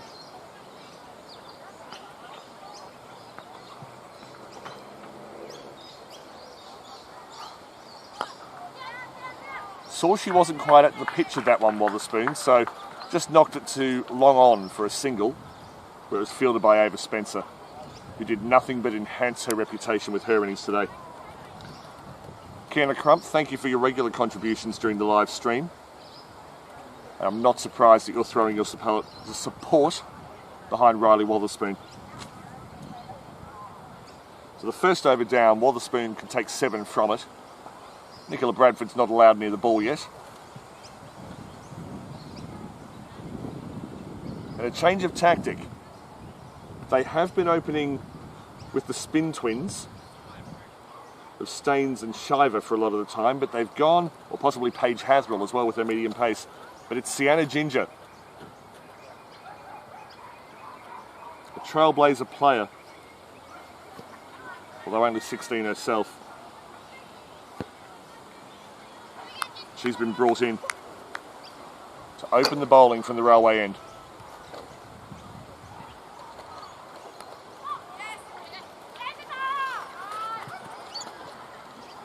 Good work by Staines to chase that down the fine leg, kept it to 1. Bradford finally on strike. Welcome to the Under-19 Women's Mazda Brisbane Premier League final. To all of you, but also to Nicola Bradford. Who fielded well. She's been good in the field all week. But has a chance to make an impression with the bat.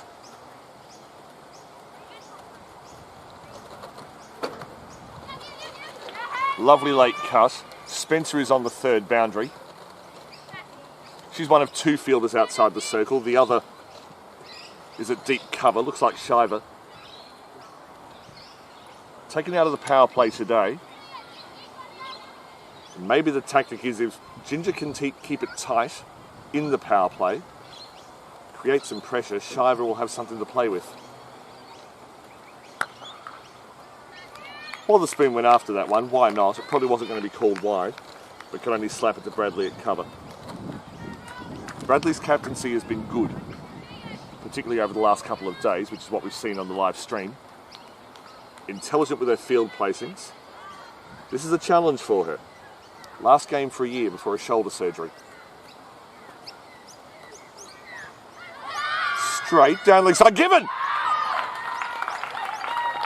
Wotherspoon was playing it to leg. She clearly thought that's where it was heading. Ginger thought it was straighter. The appeal was a little half-hearted. But the umpire's the one directly in line who can draw the lines and predict the trajectory of the ball, or assess the trajectory of the ball rather. And Wotherspoon departs, a massive wicket, and was probably number one on the to-do list of the Moreton Magic for defending this innings. So I'm sorry, Kiana, Riley Wotherspoon ends her direct involvement in the Mazda Brisbane Premier League for 2021.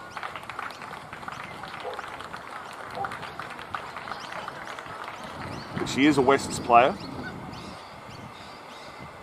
So if after the chat between the great Kirby Short and little old me in the last part of the innings and through the break made you think, actually, I want to go see some of this first grade women's cricket, Graceville Memorial Park, which has a lovely, very quaint grandstand, is the place where every second match you'll see Riley Wotherspoon. Charlotte Lutz, another key cog in this Marlins batting lineup, arrives at number 3. Ginger ties her up straight away. Bradley's excited.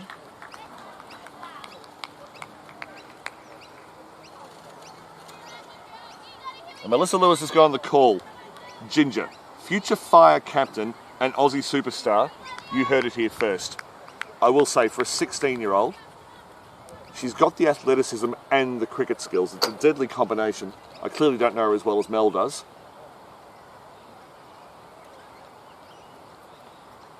A full toss, I believe it hit Lutz outside the line of leg stump. Ginger certainly wasn't interested. But Mel's comment suggests that she sees leadership potential in Sienna as well, which usually means someone with a very even temperament. Certainly that's how I would have described Kirby Short during her reign as captain of both the Heat and Fire. So a successful over from Sienna Ginger takes the key wicket. And with all due respect to Lutz and Hamilton and others in the Marlins side, if we're talking about the Marlins batting, Wotherspoon was the key wicket. So Staines.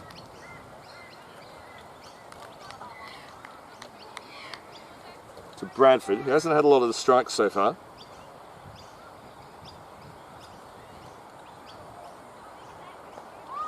Tight bowling from Staines. It's turned behind square. Just a single as Hatherell swooped.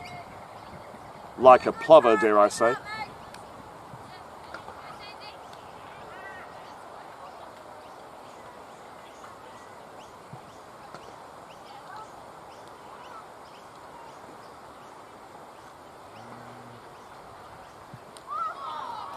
Lutz went big.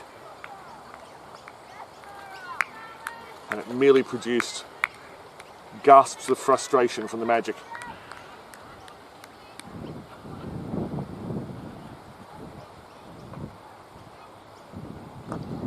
Lovely bowling. I dare say that dipped on Lutz a little bit. She does get a good seam angle, Staines. She's quite a clever off-spinner. And probably the quickest off-spinner we've seen this series, but not a darter. Lutz drags that one. It goes past Ginger on the inner circle, but won't beat Shiver, and she keeps it to 1. I should point out that there's nothing on the western side of this ground blocking the sun, so that may be a factor in this innings, players looking to the right of your screen and getting a face full of sun. Staines drags one down, it beats the inner ring. The chase is on. And well fielded. That's an excellent chase to prevent the boundary. As Eliza Barnett puts in the big ones to save 2 runs.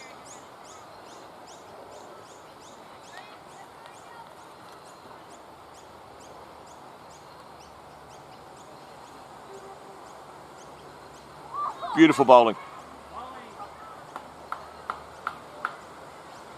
Juma wasn't able to take it and concedes the bye. But Staines got plenty of bounce from that one. A good over, a clever over. And male, female, young, old, one of the great pleasures of watching cricket is to see a spinner attempting to outwit a batter. Batters can do the same thing. They can use the crease, they can look like they're going to charge down and then rock into the back foot. It takes balance and skill, but it also takes imagination. And Tara Staines is someone who likes to hit big. Hasn't always worked for her this tournament, but her off-spin bowling's been clever.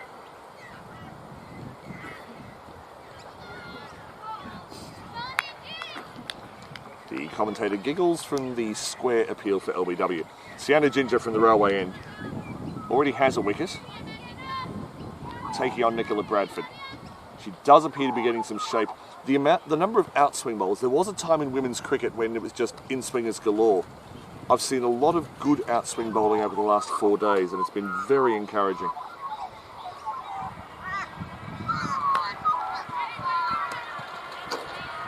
Bradford didn't quite get the power on that, but the placement was good. No run though, because the power wasn't there. The point fielder was able to run around. That might be O'Kane. Yes.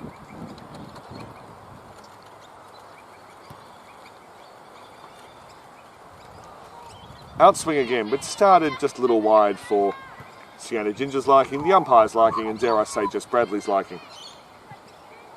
The Magic's still behind the 8 ball, but they've made a good start. The Marlins, Bradford steady as a rock. Lutz will take some risks, which is exactly her brief. Top edge just falls to the left of Bradley and then scoots past. O'Kane will clean up. So a single to Bradford, but an opportunity created by Ginger.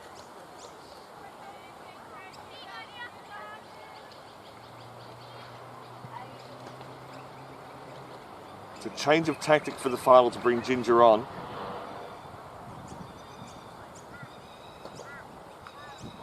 And that's a French cut. Spencer did well. I was about to say for 4. But superb work from Ava Spencer, both with the bat in this game and then in the field. From the University of Queensland club, which has its stars, Laura Cummins probably being the biggest of them. Charlie Nott as well now. Slightly strange shot from Bradford there. Began looking like she was going to work it to off, and then thought, no, Sienna, you can have the ball back. Still in the power play, the 2 deep fielders are at third, that's Spencer, and Shiver out at deep cover.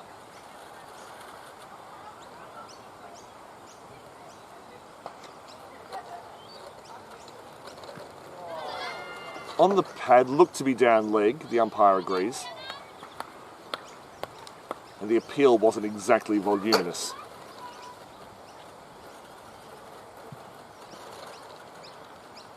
The power play ends, the Marlins 1 for 17.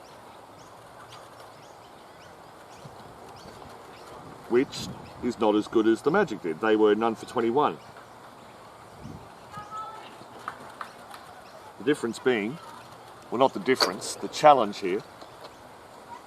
Between overs 5 and 10, the Magic lost 4 for 30. Kira Smith from the clubhouse end. Right arm just above medium pace, medium fast let's call it. But good bounce generally. Ginger has 1 for 5 from her 2, Staines none for 11.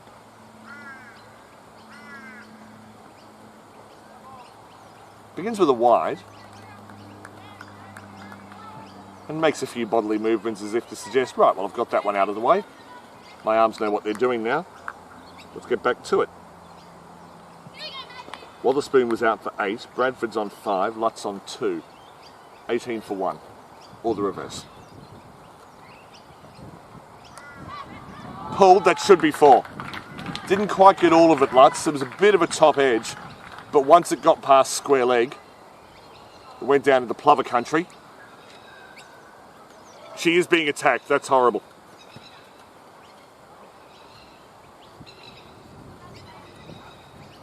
And poor Paige Hatherell is being swooped by 2 plovers who have not qualified for the final.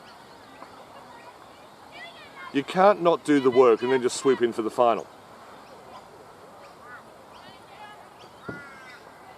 Stupid plovers.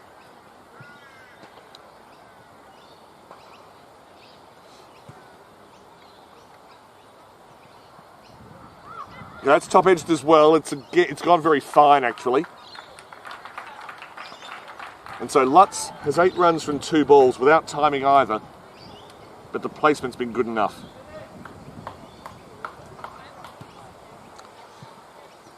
And Smith is giving her deliveries to get under. She's banging it in, which is a good thing. But they have both been on the body. And Lutz has been able to apply a few baseball tactics to get it away from her.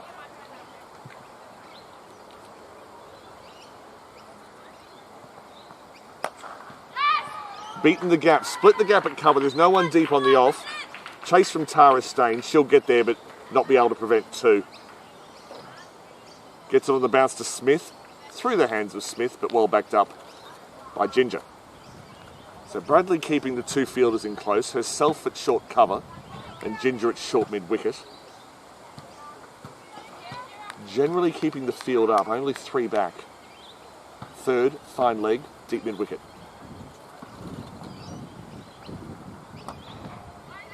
A miss-hit from Lutz and just trickles to Ginger at short mid-wicket.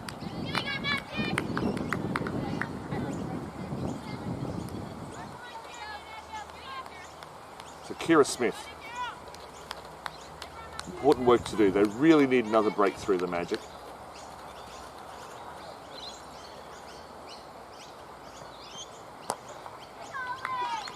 And a ball like that is not the worst way of trying to get one. Good control from Smith. Very tall battle here with Kira Smith bowling to Charlotte Lutz. There's a good 12 feet of cricketer. The plovers in action over fine leg again. There are some workers walking around the edge of the field.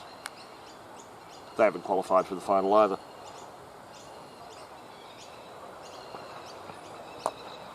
Dragged by Lutz. Ginger, direct hit out! For the second time in 2 days, Sienna Ginger has produced a superb piece of fielding. It was a boundary catch yesterday.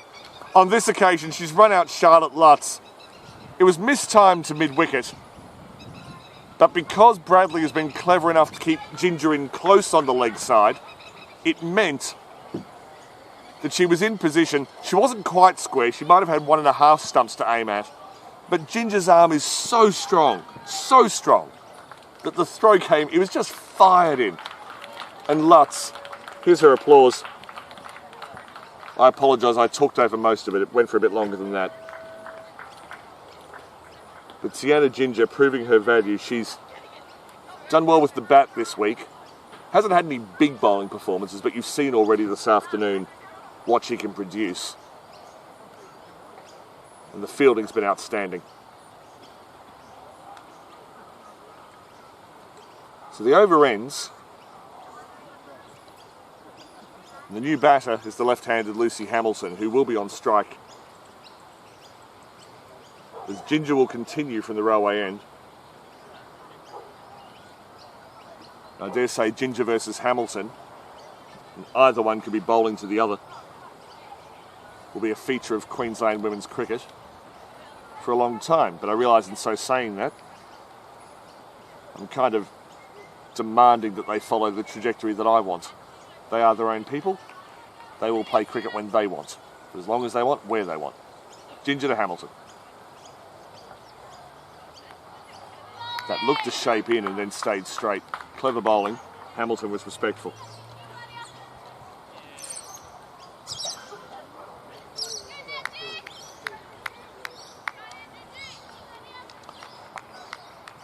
Now, if I had a big budget, I'd be showing that run out on replay now. Outstanding work. Shorter delivery. It was well fielded at square leg. And Aliso Kane played a couple of good shots with the bat as well during the late part of the Magic innings. But her fielding's been outstanding. She's got a strong arm. I don't expect her to bowl in this final, but she clearly can based on evidence produced yesterday.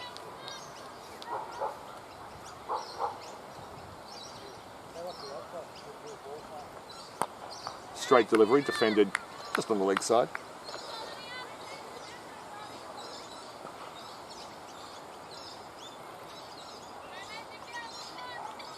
A deep point in place for Hamilton. And a deep mid-wicket. Everyone else is up. Bradley's attacking.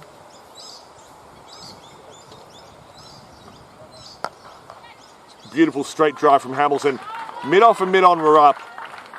That's got enough on it, 4 runs. And she does drive beautifully. Lucy Hamilton, I suspect that the right length to her might be more back of a length. I'm sure she's got a hook and pull in her and a cut shot, but it seems to be the drive that is her favoured method of scoring runs. Ginger gave herself a chance, but conceded the 4. Hamilton was good enough.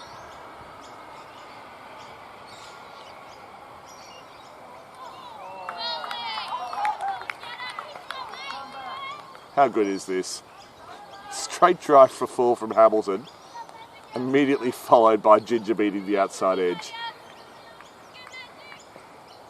And we've got the best seat in the house. Mazda Brisbane Premier League final, under 19 women's.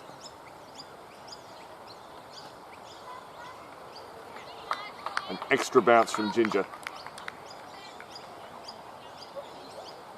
There's 2 champions, never mind future champions. In my mind, they're champions now. Certainly champions of this tournament. Go head to head.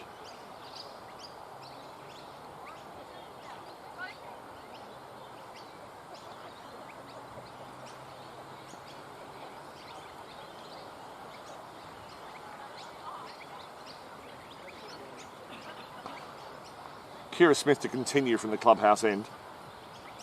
Ginger has one over up her sleeve, so Bradley has a decision to make whether she bowls Ginger out now or keeps one back for the power play. 1 for 9 off 3, and 4 of those were conceded in one shot. Smith to Bradford.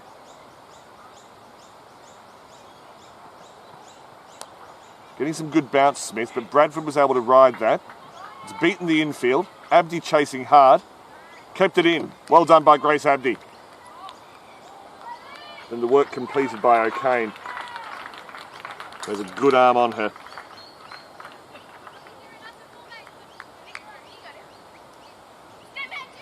So Smith giving herself a chance,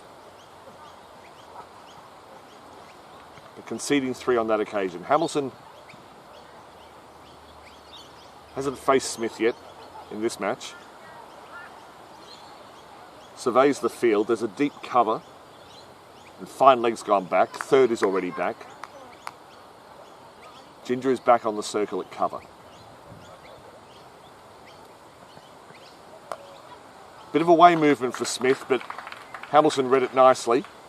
And they thought about the second, and maybe it was on had they been confident, but elected against it. There's some good fielding from Hazrell on the boundary, saves the second run.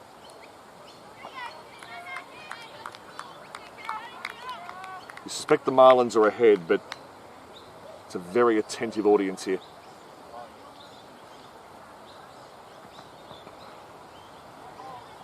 Just went for the variation out the back of the hand.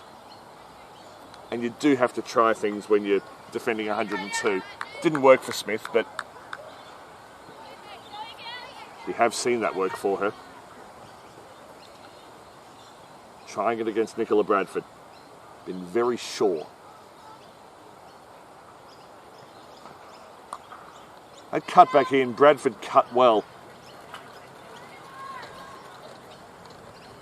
And again, good fielding on the boundary. Abdi throws it in herself this time, 1 bounce. The straight boundaries here, so it's 50 metres from the near stumps to the rope.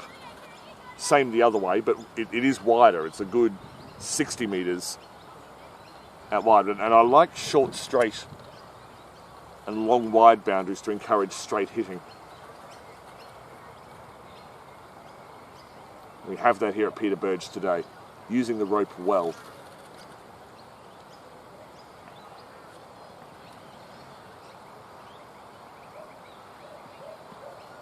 Oh, that kept low.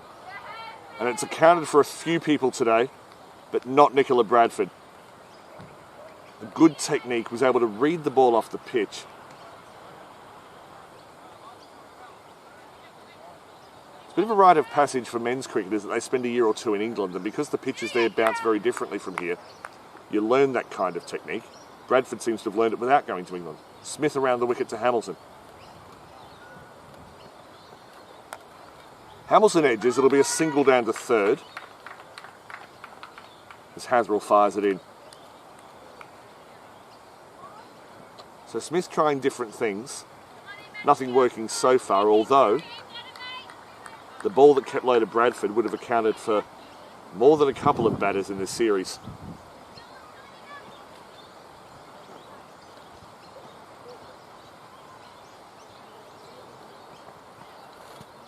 Hit in. It was a good shout.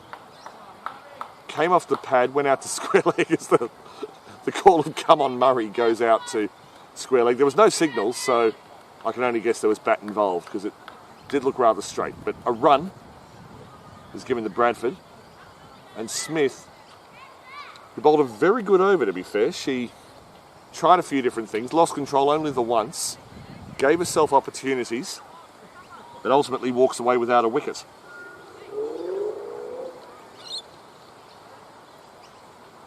Two for 42 after 7 overs.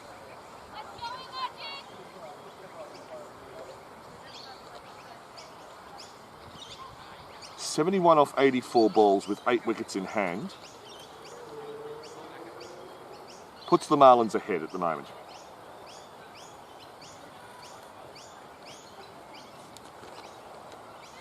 Grace Abdi. Bowled in the semi-final, bowled yesterday. Excellent athlete. Hello to anyone from Cloncurry, particularly connected with Grace. Where's number 1 for the Magic?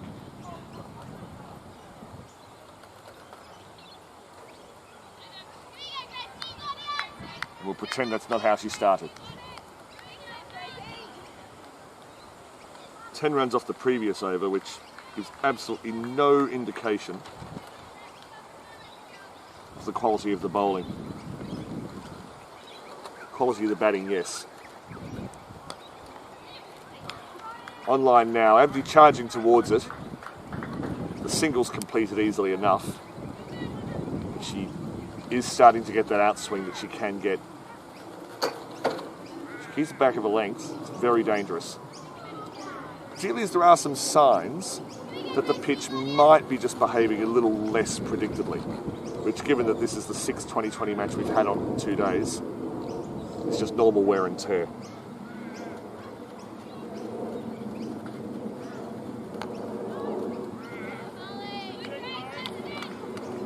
In towards Hamilton's middle bail, really, or the top of middle stump, that's better.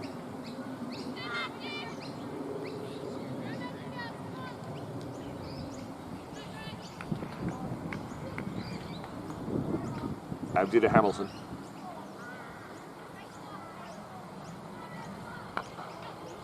Flick to leg, it's beaten the infield. The chase is on. Trickles over. That was very well timed from Hamilton. Just made sure she got the middle of the bat on it. The outfield obviously helped, but the timing from the bat was superb. If Ginger and O'Kane can't catch it, it's been fairly well timed. So Abdi just straying onto the pads, and Hamilton with a bit of class. Whacked. This should be 4 as well. O'Kane's chasing hard, but Hamilton got underneath that. Again, just helped it around the corner rather than whacked it.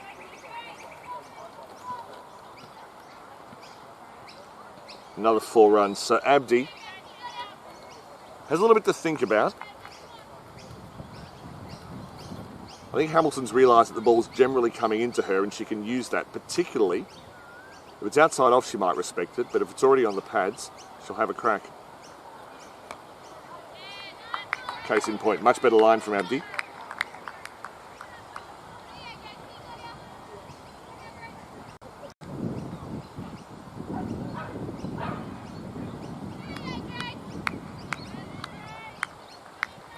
Hamilton feeling in control. She does have a slightly open stance to right arm over the wicket bowlers. Clearly works. That one swings down leg side. Good keeping from Stumer.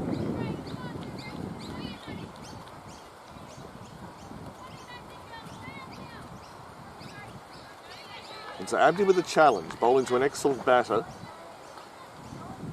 looking for that off stump line.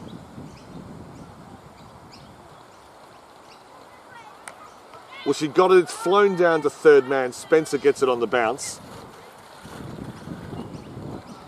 And Hamilton just having the wherewithal to know that she couldn't go hard at that, but just help it over the inner ring and get it down to third for a single. So a couple of very productive overs for the Marlins.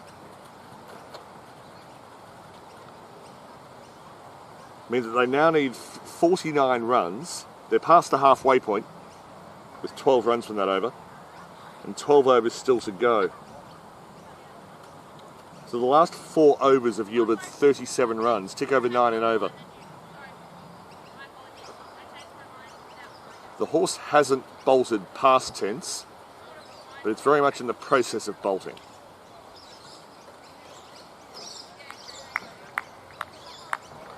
Toyed with the idea of replacing Smith with Hatherell, but elected to stay with Smith. Hatherell's tall, but Smith probably gets a little bit of extra bounce, just bangs it in a little bit harder. Is going around the wicket to Hamilton. There's a deep cover, which suggests that the attack might be outside off stump. There's also a deep fine leg, but no one else deep on the leg side. Deep third as well.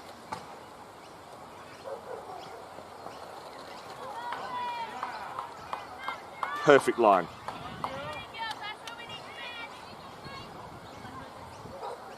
Set the field on the offside, made Hamilton think about any offside shot she was going to play, and then made the ball hold its line just outside off.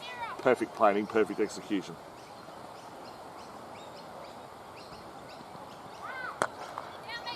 Fuller got Hamilton on the drive, but straight to Spencer, who hits the stumps with her throw. So no runs and some impressive fielding. Win or lose today, there's a future for Ava Spencer. I look forward to seeing how she goes in grade cricket.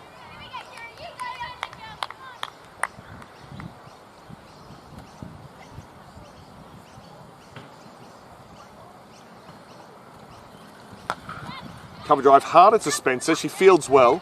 They take the single this time, probably recognising that it was hit too hard for Spencer to charge in. An unlucky bounce off the pitch took the ball away from Stumer. And there's an overthrow, so Hamilton's able to get back on strike. Smith may not mind that because she's in a rhythm now to the left-hander. She's been pitching it up a bit, perhaps trying to get the ball to pop up to Ginger, at short cover. Is the slow ball coming? It is. It was on a length. Hamilton read it, guided it down to third. And the right-handed Bradford is on strike. Good planning from Smith. Plan A hasn't worked, but it was executed quite well. Hamilton was just awake to it.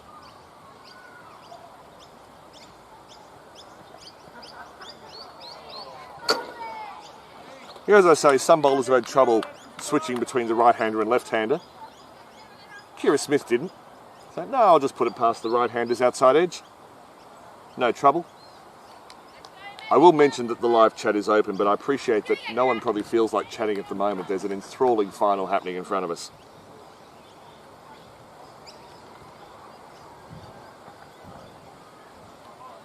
A little wider and called wide. And Smith suggests that, well, there's the line, there's the ball. The umpire has ruled.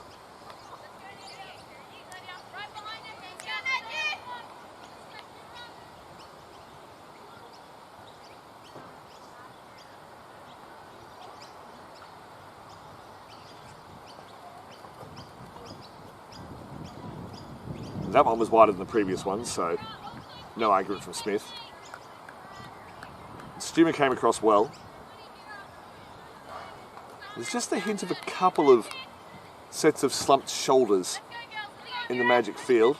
And then as soon as they realised that, Bradley picked up on it, started the voice.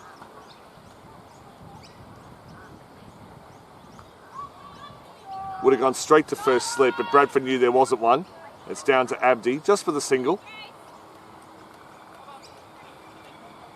Another thoughtful over from Smith, didn't get the reward. And thank you, I'm assuming the comment that says Mackay Hurricanes comes from a club, and claiming Kira Smith is a great Mackay Whitsunday product. I think Mackay can claim quite a few cricketers out here in this competition. I think Riley Wotherspoon's from that way as well. Not everyone from the Hurricanes, of course, but the region generally constantly produces good sporting talent. In terms of women's cricket, I hope that a number of you have been able to get along to Harrop Park for the one-day series happening between the Australian and Indian women's teams there this week. The only drawback for me of being immersed in this Brisbane Premier League under-19 women's competition, brought to you by Mazda, is that I'm missing watching the internationals.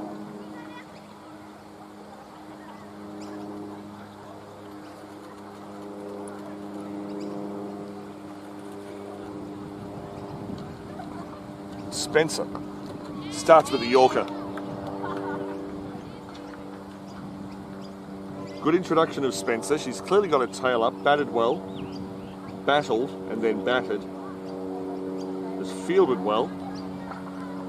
Sometimes as a captain, yes, I have a little experience here, you'll see someone being confident in the field, you think, well, give them the ball, see what they can do.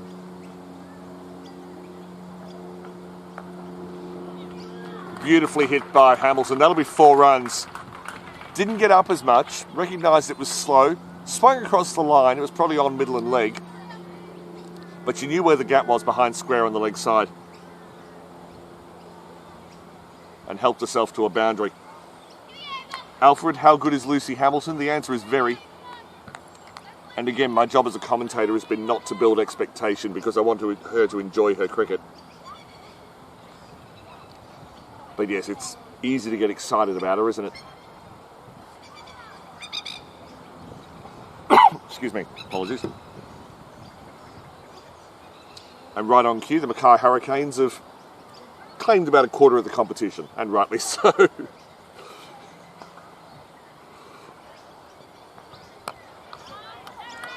Good response from Spencer, and good respectful batting from Hamilton.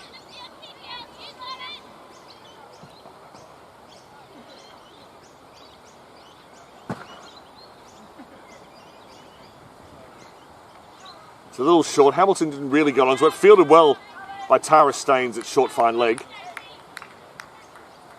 Just a single.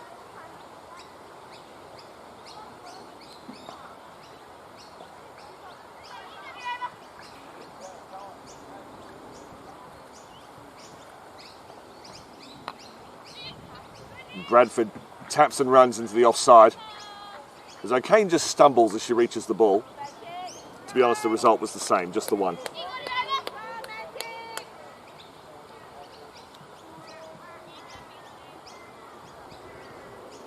Spencer working hard. Full toss, it's whacked out to mid-wicket. It won't get as far as the sweeper, but Shiver, who hasn't been called upon so far, returns it for a single. End of the over. It's 4:15 in Queensland. September, the equinox was the other day. So the sunset here, I'll be a bit after 6 o'clock, but it's not a floodlight in sight at this ground, apart from for the netball courts just over to the west, to the right of screen. But this match is in no danger of going past sunset, as Paige Hasrell, who has bowled well in this series, Kira Smith tried everything at this end. She was very controlled, very adventurous. Tried different plans against Lucy Hamilton. Unsuccessful, which says more about Hamilton than it does about Smith.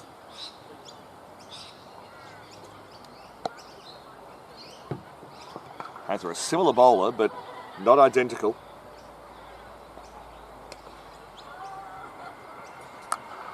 That's a beautiful pull shot from Hamilton. 2 bounces into the fence. She loves finals. Player of the match in the 50-over final back in March in the Catherine Raymond Shield, that's first grade. Beat a Gold Coast side which contained Georgia Redmayne, of all people. She's probably a breakout star for Australian cricket last year. She's been in the state system for a while, but what she did for the Heat last year and then Queensland was extraordinary. But Hamilton was the player of the final. Wide outside off, but drew the play and the miss from Hamilton, so a rare error from Lucy. And she just goes for a walk to calm the nerves, looks at the bat to suggest that, no, it was your fault, not mine.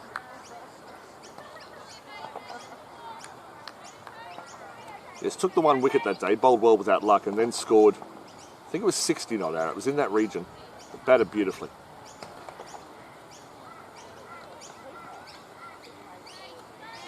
And Hamilton deciding that the run rate required gives her the luxury of saying, no, I'm just going to have a look at how this one bounces from Hatherell. It was wide, or wide enough.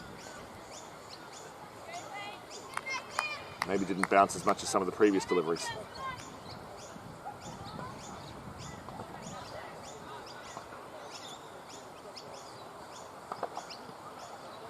Okay, hit outside leg stump, but she got pad on it while she was swinging, so it will be a leg bye.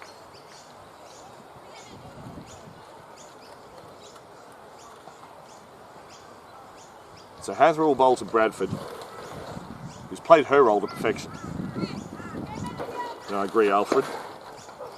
The class of Lucy Hamilton is a wonder to behold.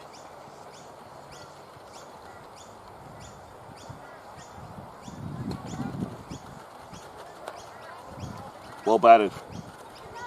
Bradford clearly took note of some of the wickets that her teammates took in the first innings of this match. She recognises that the odd ball can keep low on the line of the stumps. And she has been very sure of her technique when the ball's been straight.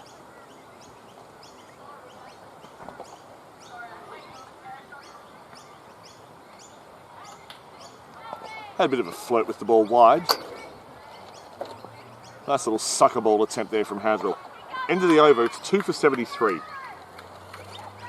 5 runs off that over, so 2 for 68 at the halfway point. And that's when the Magic were 4 for 51. So 17 extra runs, 2 fewer wickets. It did seem like a crucial period at the time. That second quarter of the Marlins innings when they lost 4 for 30 in 6 overs. I know 6 and a quarter, stay with me, please.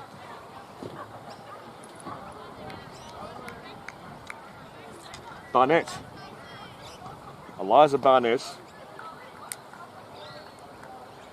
Again, right arm medium fast, which is easily the most common flavour of bowler.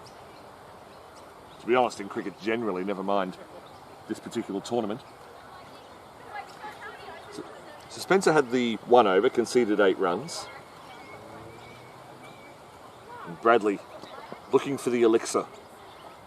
What will unlock this Marlins batting lineup? For the Marlins, how do we stay in control? Nice swinging delivery from Barnett. Was good with the ball in the semi-final. That ball was a bit full, but when she gets the in-swinging Yorker working, it takes a bit of skill to keep it out.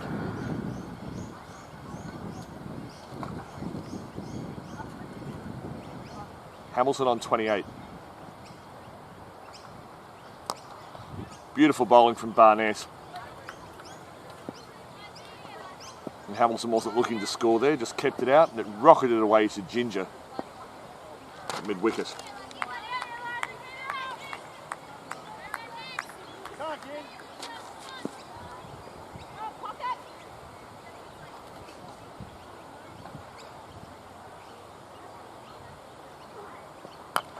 Shorter delivery, and Hamilton's placed that well. She didn't go over mid-wicket, she went over wide, mid-on. Gets herself a boundary. 26 runs required. Hamilton moves to 32. And in the space of 6 months, oh my goodness, the Plovers are at it again. There's 3 of them on the field. And poor Sophie Martin has raced about 40 metres to get away from a couple of aggressive Plovers. She could have been literally torn between 2 Plovers.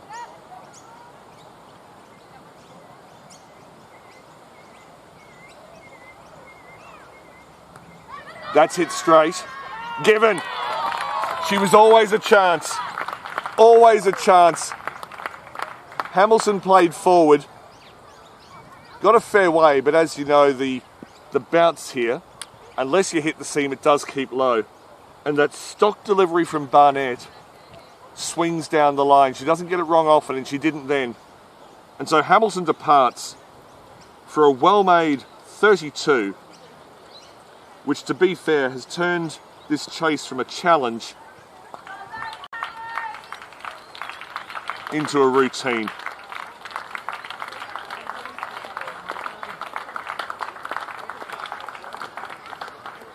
Hamilton looks disappointed, but her applause is well earned. 32 off 29, which in the context of the match is worth so much. Has 3 overs, none for 15. The star with the ball really for the Marlins was Melanie Vernick with 2 for 12. Such control. Kaitis was good with 2 for 21. Valencic bowled well early. Briggs took 2 for 10 late. I think you have to say that Vernick was the star. So the player of the match adjudicators will have a little bit to think about.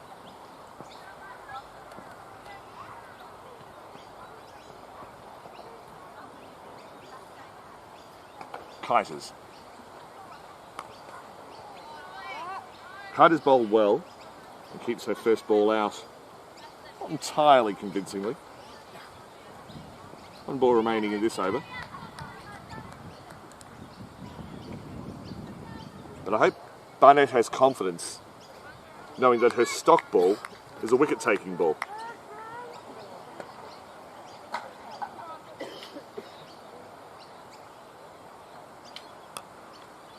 Gave herself a chance there as well. Kaitis will squeeze a single out to point. Will retain the strike for the following over. She's on 1. Bradford playing a holding role. She's 15 off 20. There are 8 overs remaining. 25 runs required. So 3.125. It says 3.13 on my screen, but I know how to divide by 8. The current run rate 6.5 and over. Paige Hasbro will continue. Only conceded 4 off her previous over.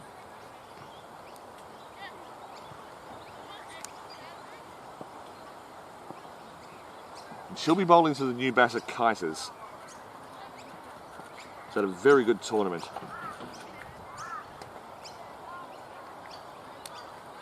I don't know if there's a team for the tournament. If there is, I've not been asked to adjudicate it. And there are many good reasons for that.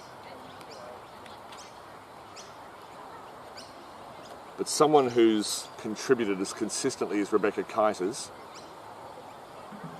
and playing in a team that at worst has reached the final, may well have a championship very soon, you'd have to consider someone like her.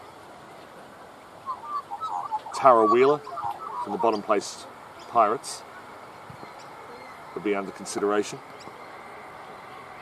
You can name your own, you can look through the score sheets. Don't have to wait for the official one. Hasrell to Kaitis.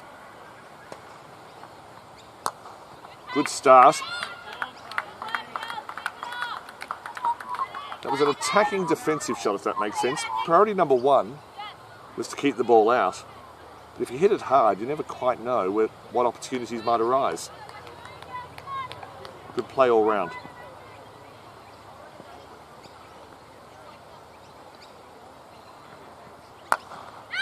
Bit full, beats cover. The cover sweeper has a lot of work to do. They get 2. It was a good throw from Spencer on the cover boundary. She's got a strong arm. So Hathaway concedes 2.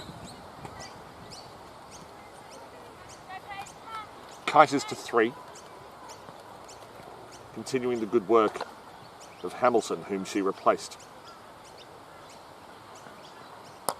Lofted, it's over cover. Big chase here for Spencer. And even with her speed, she can't make it. 4 over cover. Hathaway straying wide. And Kaiser's freeing the arms.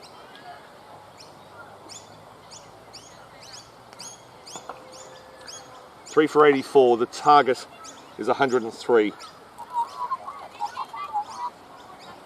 19 runs, not a lot to play with. As a deep mid-off goes back.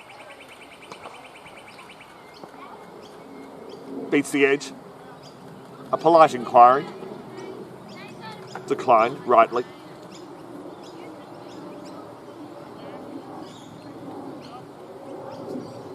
So Bradley's been keen to keep the field up, but she has to go back now because Kiters is attacking. It's the 5 are out.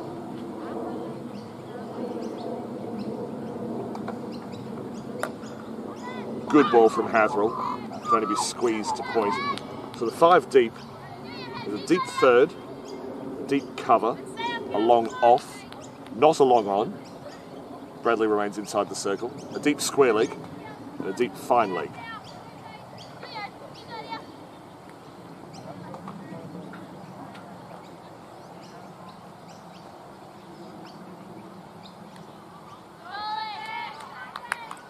And as the umpire puts his hands up to signal the end of the over and not a wide, as the extension may have indicated. So Hathaway not quite finding the line there. She did a couple of times, just maybe not often enough, and the offside play from Kiters was powerful and classy. The coach of the Wave Riders, Mel Lewis, has chimed in. Hopefully she does get an opinion. It's not uncommon in tournaments like this for the 8 coaches to be asked to help select the team of the tournament. She suggested Sienna Ginger, player of the tournament. There's a lot of argument for that. And Mel Vernick, player of the final.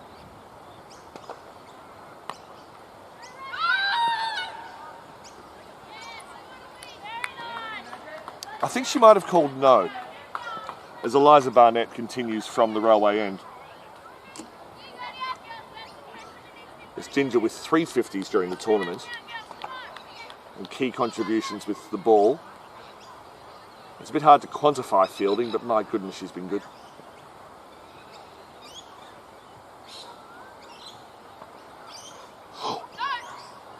Now called wide down the leg side, and just a neutral observation.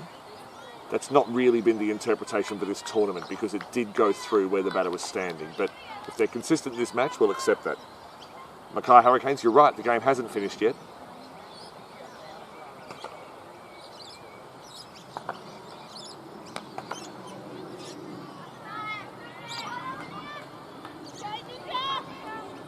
She's bowling well, Barnett. And Bradford has been very assured. And you're right, Mackay Hurricanes, the game hasn't finished yet. But I dare say the opinions being expressed on this live chat are far more informed than a lot of what gets shown on social media, so I don't mind the odd opinion before the game is finished. That is a wide, no dispute about that, as Barnett just seemed to drop the bowling arm a little, maybe looking for a bit of extra swing. Just lost a bit of control. But I think the point that Mel Vernick's control meant that the Magic could never get going and kept them to 102. Means that she would be a very worthy recipient if it was to go that way. Just swung away. Bradford squeezed down on that and relied on the ground to do the work for her, so she gets a single. But yes, it's something I enjoy when half an hour to go, commentators start picking players of the match And then someone does something quite extraordinary in the last half hour and renders the whole conversation irrelevant.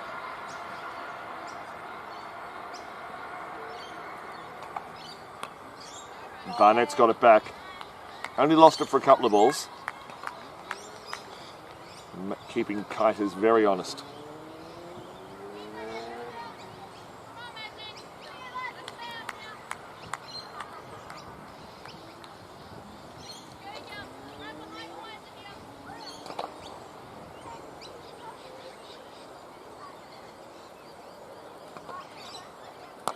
Lofted, there's a gap. It went over Ginger at cover. That should be 4. They're still running. The grandstand audience, which is far more in line with that shot than me, they called 4 before the umpire or I did. And you kind of think that maybe Coyce has sent it there just to see the plovers in action again. Which is a cruel thing to do.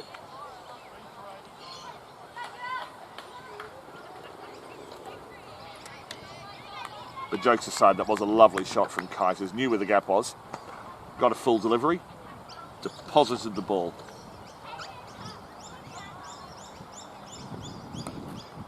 Thought about another big shot and then glided it behind the point. She'll get a single. The fielding is assured. Although Tara Staines just did get it sort of on the half volleys of Stumer. So Barnett didn't make many errors in that over. And Kiters didn't need many. 11 runs required. 36 balls in which to do it. Doesn't look difficult. I'll emphasise that differently. It doesn't look difficult.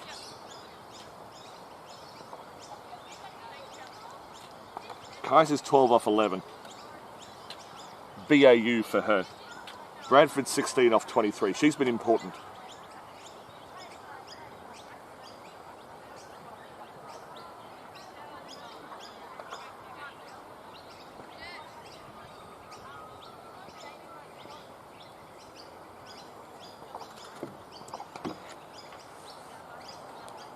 And Tara Staines. Only bowled a couple of overs today. She has been known to bowl her 4 all at once. Not today. Not in the final anyway. Tossed up.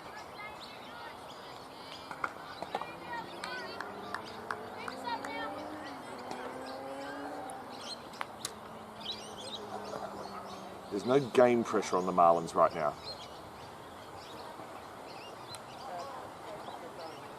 Staines concedes 1, 10 to go. So Bradley has to work out how to create pressure. Bring Staines on is one method.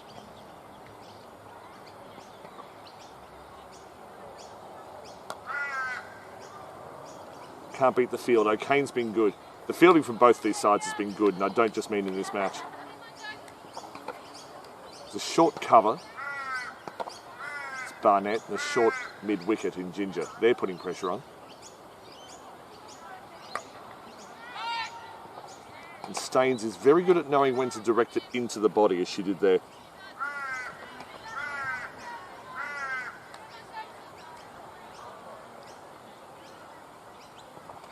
If you try, pull and mistime it, Sienna Ginger is waiting. Frees the arm. It's over Bradley at long on. It's pulled up. It's stopped about 30 centimetres inside the rope. The throw came in. There's a hint of an overthrow, well backed up. As I say, Bradley, this is their last match before surgery, is my understanding. She's captained the Magic superbly, certainly in the 2 days that I've seen her.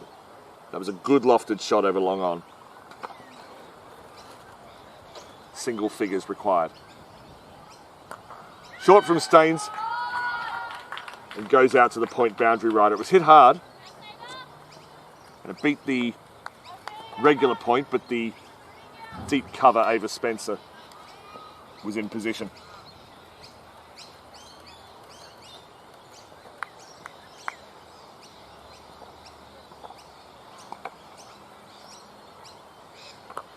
Beautiful bowling. She's a crafty bowler, Stain. She's shown that all week. Probably more known as a batter in Catherine Raymond Shield and Premier Cricket, but the way she's bowled this week, she's definitely enhanced her reputation with ball in hand. As the fielder swap over, Barnett leaves the field. And Baker returns. Haven't seen Baker at the bowling crease this match. Not sure what the thinking is there. It sounded more doubtful than I meant it. It's just, I don't know what the thinking is there. 7 runs required, 30 balls in which to get them. And Bradley does, well, pretty much the only thing she can do in these circumstances, which she turns to her champion, Sienna Ginger.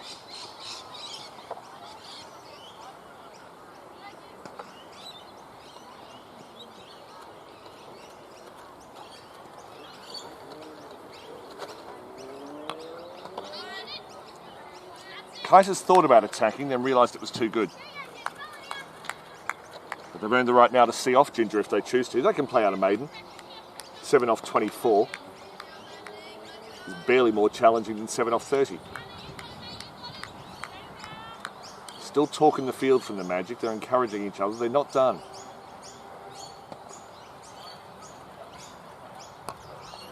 Kaiser's just chipped that over the top. It will be a single.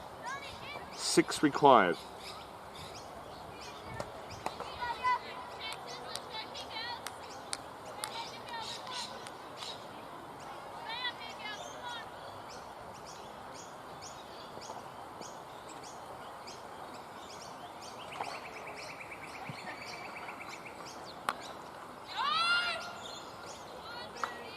I've come to know that as a typical Nicola Bradford shot. There's a lot of class in a batter who can play late. Just watch the ball onto the bat, look for any gremlins in the pitch. It's safety first, but even in T20 cricket, that has a place.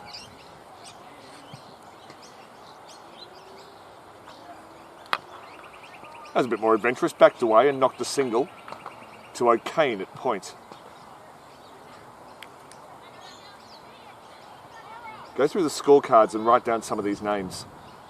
Partly so you can see them in the Raymond Shield this season, because you are going to go to some games on a Sunday now, aren't you? Raymond Shield, Fields Shield. But also for the future. You've received the tip about Sienna Ginger.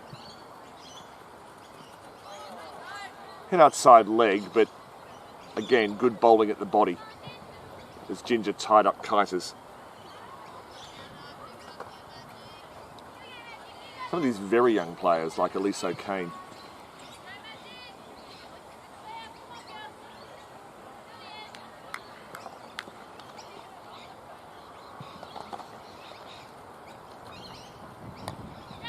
Clipped over the leg side, it'll go to the outfield. There'll be 1. They do charge for 2. And the throw was good, but maybe not strong enough to affect a run out. And so Ginger's over is completed with 4 runs required to win.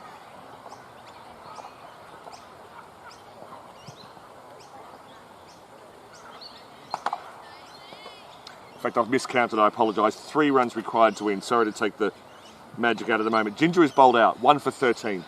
Superb. Just superb. And remember, she was run out unluckily with a deflection off, might have been Zoe Valensic's hand back onto the stumps. It was the most unfortunate way to go. Bradford is 17, Kaiser's 18. With 3 runs to go, the field comes in.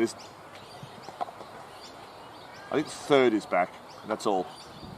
But there's no point doing anything else. It's exactly the right thing to do from Jess Bradley. Beats the outside edge.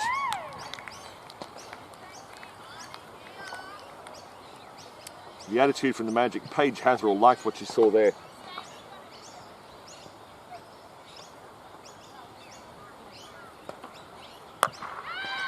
It's cut. They've gone for the single. Throw from O'Kane. Just the 1. 2 required. I haven't done one of these this week, so I'll sneak it in now. That's 2 from 22. I'm done. No more of that. Lofted. It's to the left of Bradley. They've run one. And that's the win!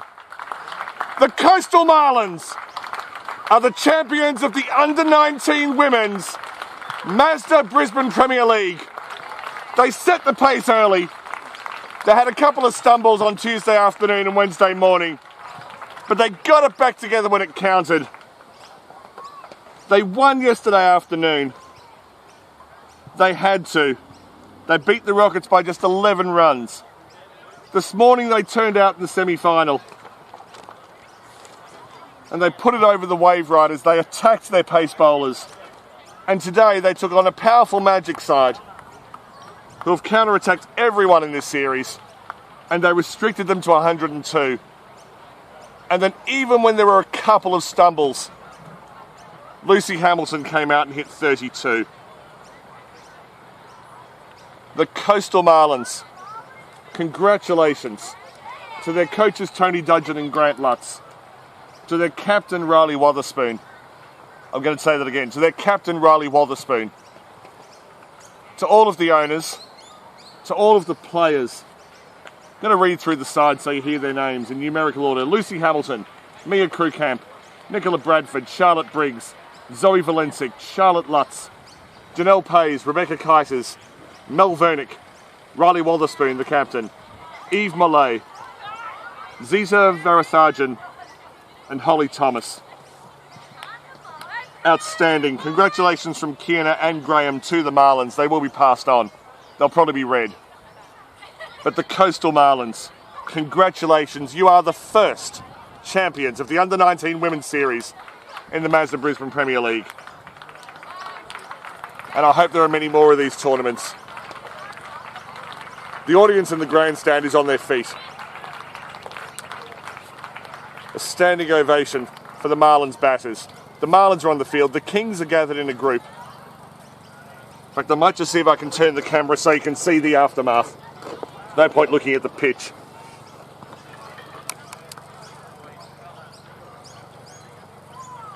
There's the victorious Marlins. I'll just go to the right. And there's the Kings. I'm no cameraman, but I'll try to zoom out for you.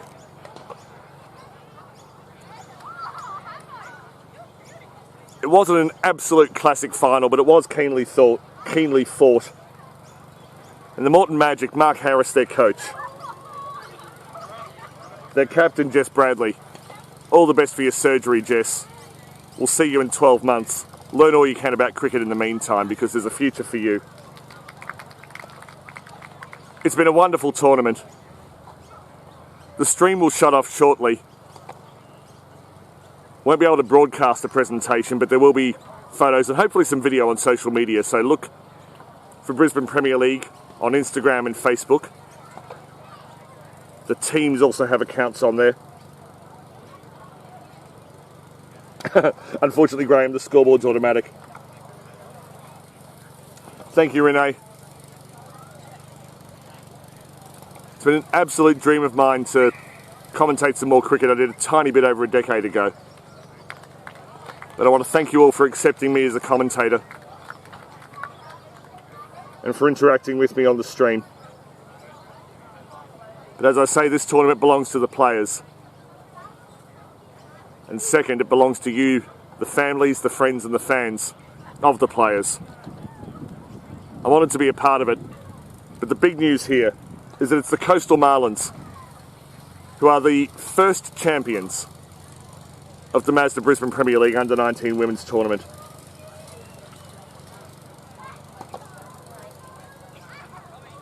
Thanks for your support of this tournament.